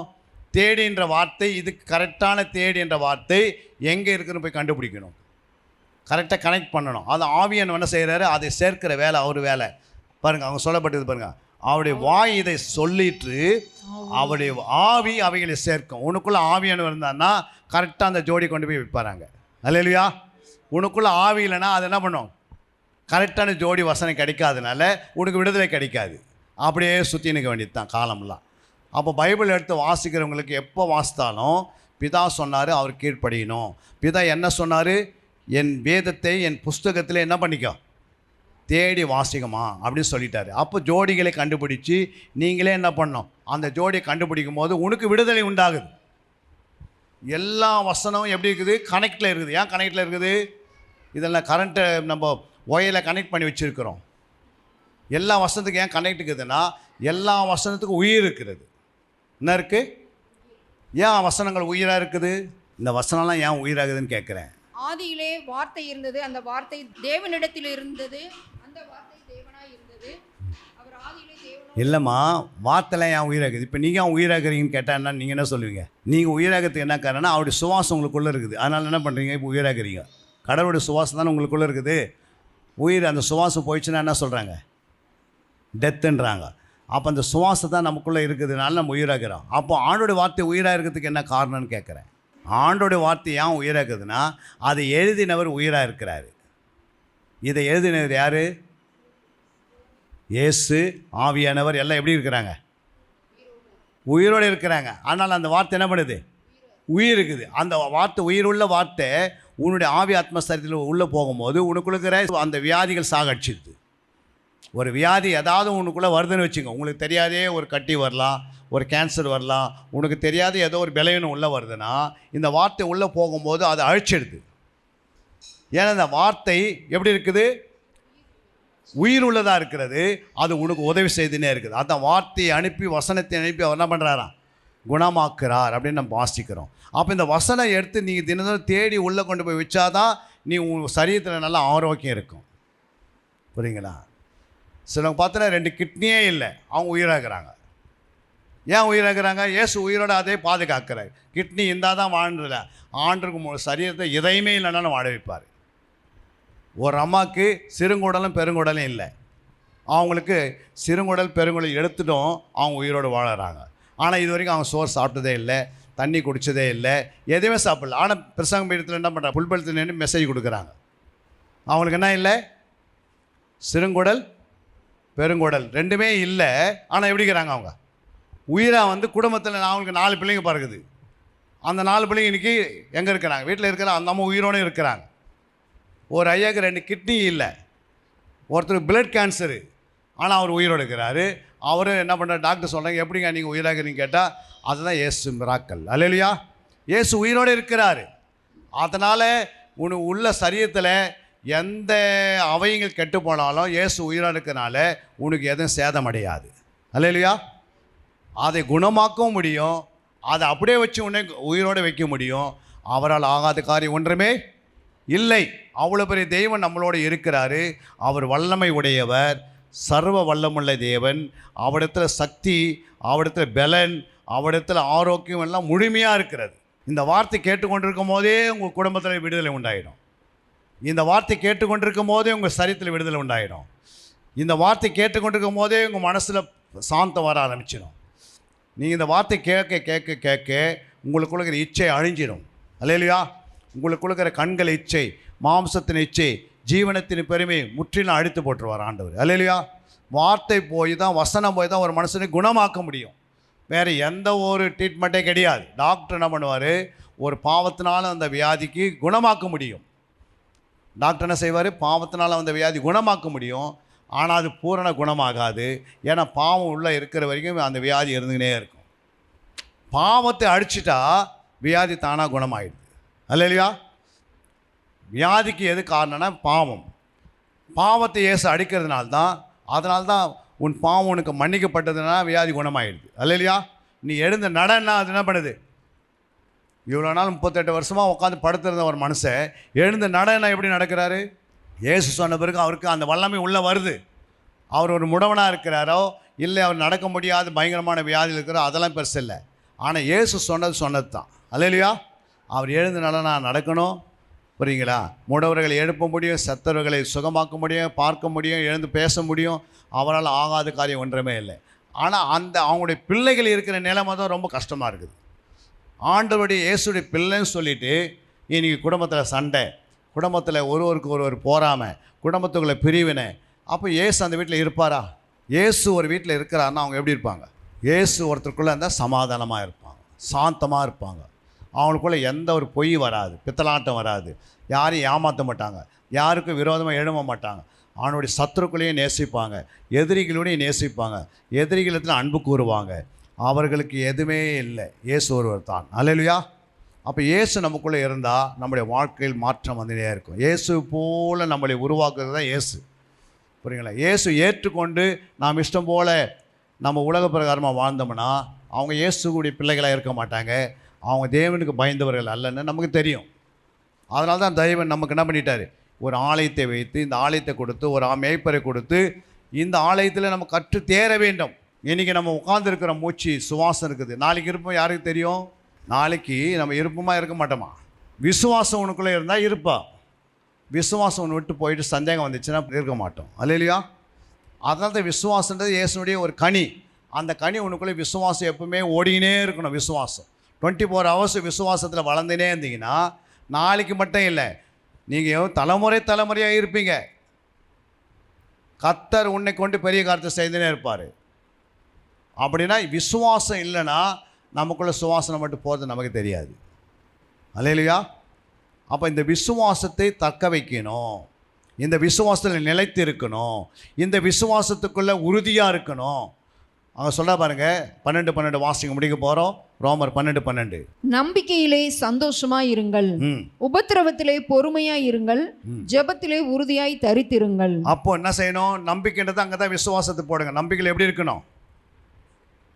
நம்பிக்கையிலே சந்தோஷமாய் இருங்கள், சந்தோஷமா இரு. அப்புறம் உபத்திரவத்திலே பொறுமையாரு. உபத்திரம் வந்துடுச்சு, ஐயோ உபத்திரம் வந்துடுச்சு, என்னால் நம்ம பொறுமையாக இருக்க முடியாது. உங்களை உபத்திரப்படுத்துங்க நிறைய பேர் இருப்பாங்க. உபத்திரம் என்னன்னா, யாராவது பேசுகிறாங்க பாருங்கள், உங்களுக்கு பிடிக்காத வார்த்தைங்க, உங்களை திட்டுறாங்க பாருங்கள், உங்கள் வீட்டை குறித்தோ, உங்கள் தாயை குறித்தோ, உங்களுடைய தகப்பனை குறித்தோ ஏதாவது பேசுனா நம்மளால் என்ன பண்ண முடியல? பொறுமை வரல, எதிர்த்து ஏதாவது பேசிடுறோம். அங்கே தான் பொறுமையாக இருக்க சொல்கிறாரு.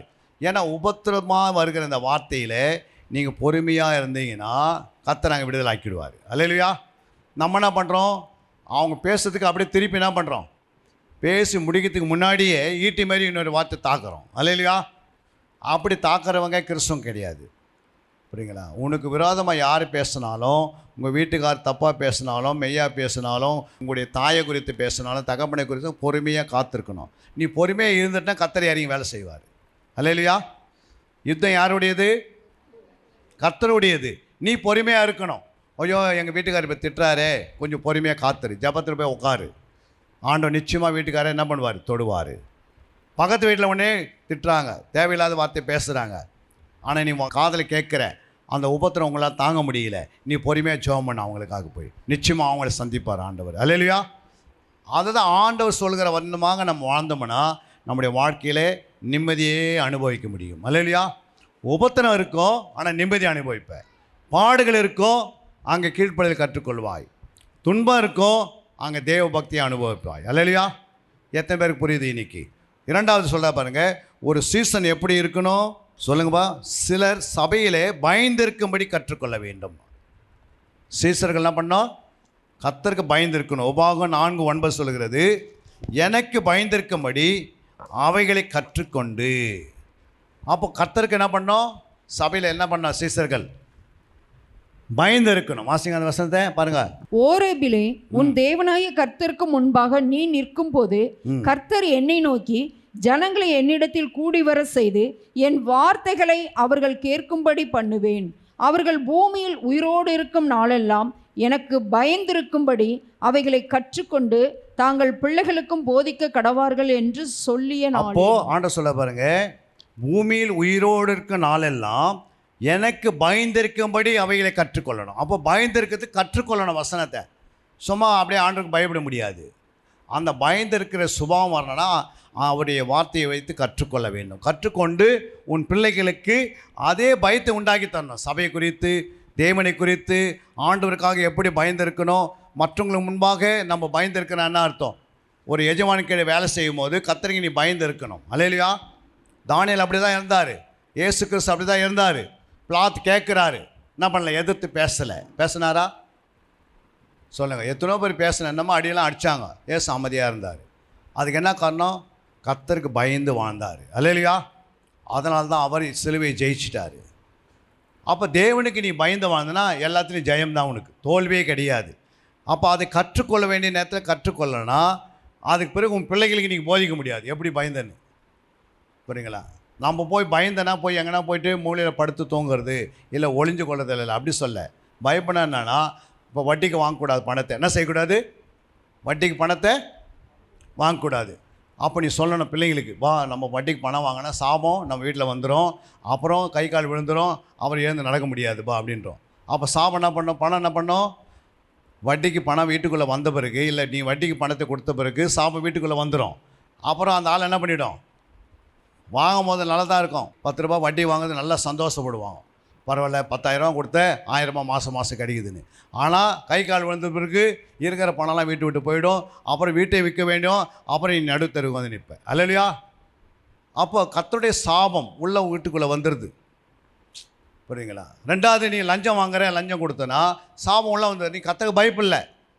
கர்த்தருக்கு பயப்படுறவங்க என்ன பண்ணுவாங்க? கர்த்தர் என்ன செய்வார்? கொஞ்ச நாளைக்கு முன்னாடி என்னுடைய கார் எடுத்துக்கின்னு தம்பி, என்னுடைய மச்சான் மகன் என்ன பண்ணார்? கார் எடுத்துக்கின்னு வேலூருக்கு போனார்.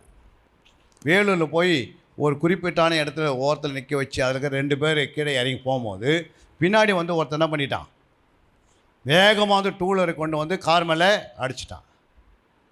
இப்போது அவன் ஏற்கனவே பிஇ முடிச்சுட்டு அப்போ தான் வேலைக்கு போகிறாரு தம்பி.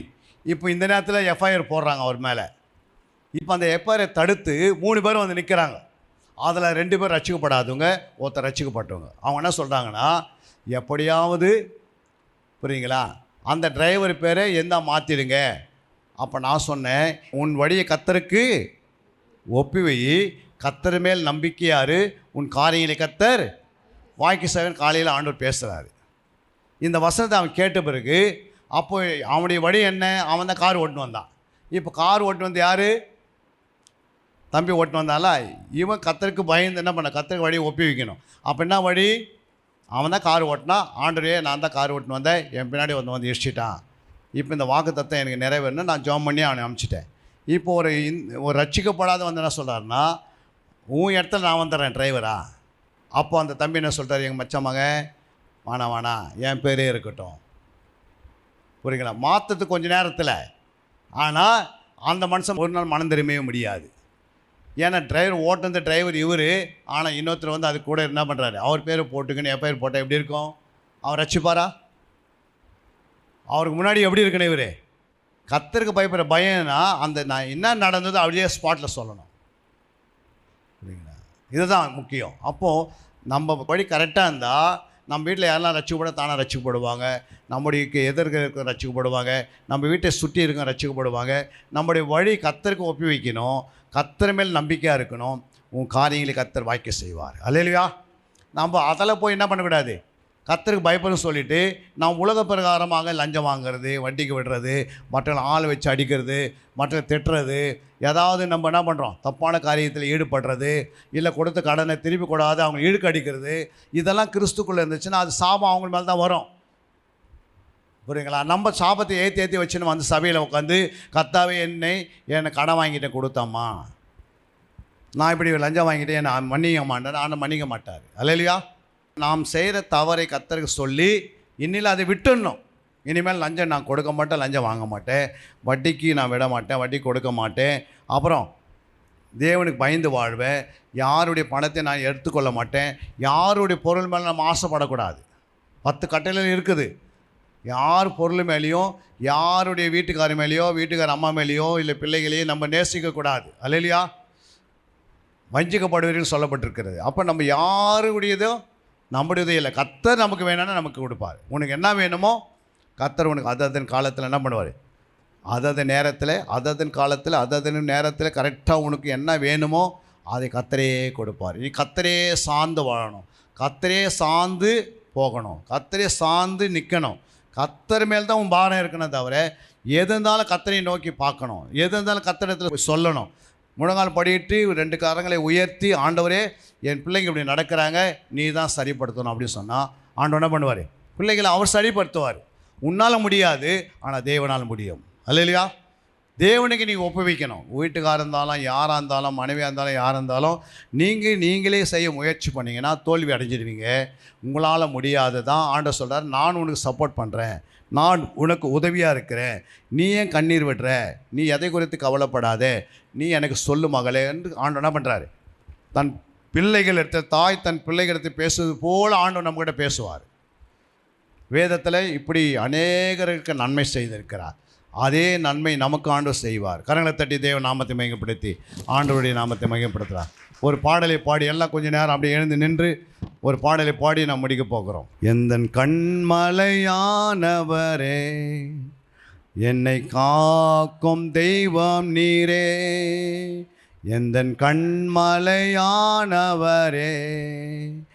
என்னை காக்கும் தெய்வம் நீரே, வல்லமை மாட்சிமை நிறைந்தவரே, மகிமைக்கு பாத்திரரே, வல்லமை மாட்சிமை நிறைந்தவரே, மகிமைக்கு பாத்திரரே, ஆராதனை உமக்கே, ஆராதனை உமக்கே, ஆராதனை உமக்கே, ஆராதனை உமக்கே, ஆராதனை உமக்கே, ஆராதனை உமக்கே, ஆராதனை உமக்கே, ஆராதனை உமக்கே. எந்தன் பலவீன நேரங்களில் உம் கிருபை தந்தீரையா, எந்தன் பலவீன நேரங்களில் உம் கிருபை தந்தீரையா. இயேசு ராஜா நின் பலனானே, எதற்கும் பயமில்லையே. இயேசு ராஜா என் பலனானே, எதற்கும் பயமில்லையே. ஆராதனை உமக்கே, எல்லாம் கரங்களை உயர்த்தி, ஆராதனை உமக்கே, ஆராதனை உமக்கே, ஆராதனை உமக்கே. அல்லேலூயா. ஆராதனை உமக்கே, ஆராதனை உமக்கே, ஆராதனை உமக்கே, ஆராதனை உமக்கே. என் உயிர் உள்ள நாட்களெல்லாம் உம்மை புகழ்ந்து பாடிடுவேன். என் உயிர் உள்ள நாட்களெல்லாம் உம்மை புகழ்ந்து பாடிடுவேன். ராஜா நீ செய்த நன்மைகளை எண்ணிய துதித்திடுவேன். ராஜா நீ செய்த நன்மைகளை எண்ணிய துதித்திடுவேன். ஆராதனை உமக்கே, ஆராதனை உமக்கே, ஆராதனை உமக்கே, ஆராதனை உமக்கே. அல்லேலூயா. ஆராதனை உமக்கே,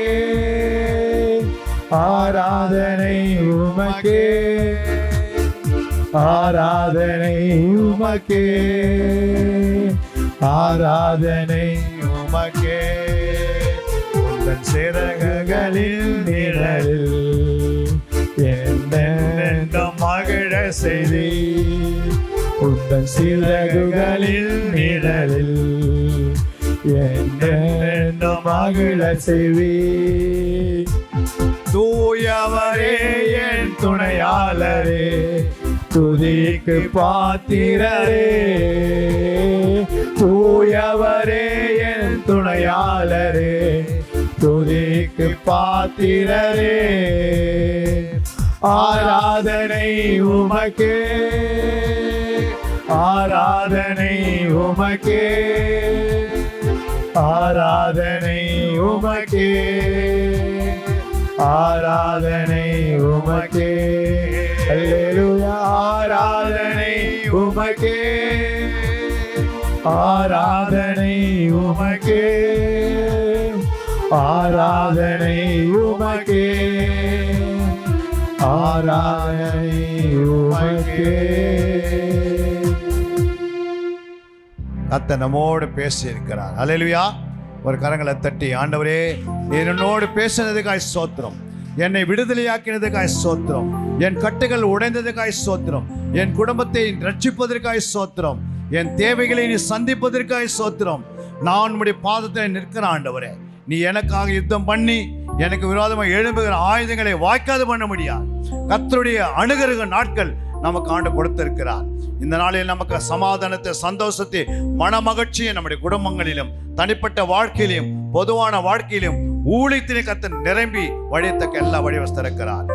ஹல்லேலூயா, ஹல்லேலூயா, ஹல்லேலூயா. அன்பிற்குரியவர்களே, சத்திய வேத ஆராய்ச்சி வித்தியாசாலை தரிசன ஊழியம் 1. வடமாநிலத்தில் 300 திருச்சபைகளை உருவாக்குதல். 2. மாதம் ஒருமுறை எழுப்புதல் உருவாக்கும் எழுப்புதல் கூட்டம். 3. ஊழியர்கள், சபை தலைவர்கள், சுவிசேஷர்களுக்கென கருத்தரங்கு, அதாவது சத்திய வேத ஆராய்ச்சி நேரம். 4. டிவி ஊழியம். 5. பத்திரிகை ஊழியம். 6. CD DVD ஊழியம். 7. பவர் கேம்ப் அக்னி அபிஷேக முகாம். 8. உபதேச ஆராய்ச்சி கருத்தரங்கு ஊழியம். 9. நலிந்த குழந்தைகள் இல்லம். 10. 24 மணி நேர ஜெப மையம். 11. சத்திய தேவ ஆராய்ச்சி கல்லூரி. 12. சிறுவர்கள் உருவாக்கும் ஊழியம். 13. மருத்துவ முகாம். 14. ஜெயில் ஊழியம். 15. கைப்பிரதி ஊழியம். 16. கிராம ஊழியம். 17. மிஷனரியை உருவாக்கும் ஊழியம். 18. நன்றி துதி ஆராதனை கூட்டங்கள். 19. சமூக நலப்பணிகள் ஊழியம். 20. இன்டர்நெட் மூலமாக ஆன்லைன் படிப்புகள். இது விரைவில் வரவிருக்கின்றது. 21. தேவனுடைய வருகைக்கு ஆயத்தப்படுத்துதல். இதனுடைய நோக்கங்கள்: 1 கோடி சீடர்கள் உருவாகுதல், 1 கோடி ஜாமக்காரர்கள் உருவாகுதல், 1 கோடி யுத்த வீரர்கள் உருவாகுதல், 1 கோடி ஊழியர்கள் உருவாகுதல். தரிசனத்தை அவன் கண்டபோது அவர்களுக்கு சுவிசேஷத்தை அறிவிக்கும்படி கர்த்தர் எங்களை அழைத்தார். புறப்பட்டு போக பிரயத்தனம் பண்ணி. அப்போஸ்தலர் நடபடிகள் 16:10.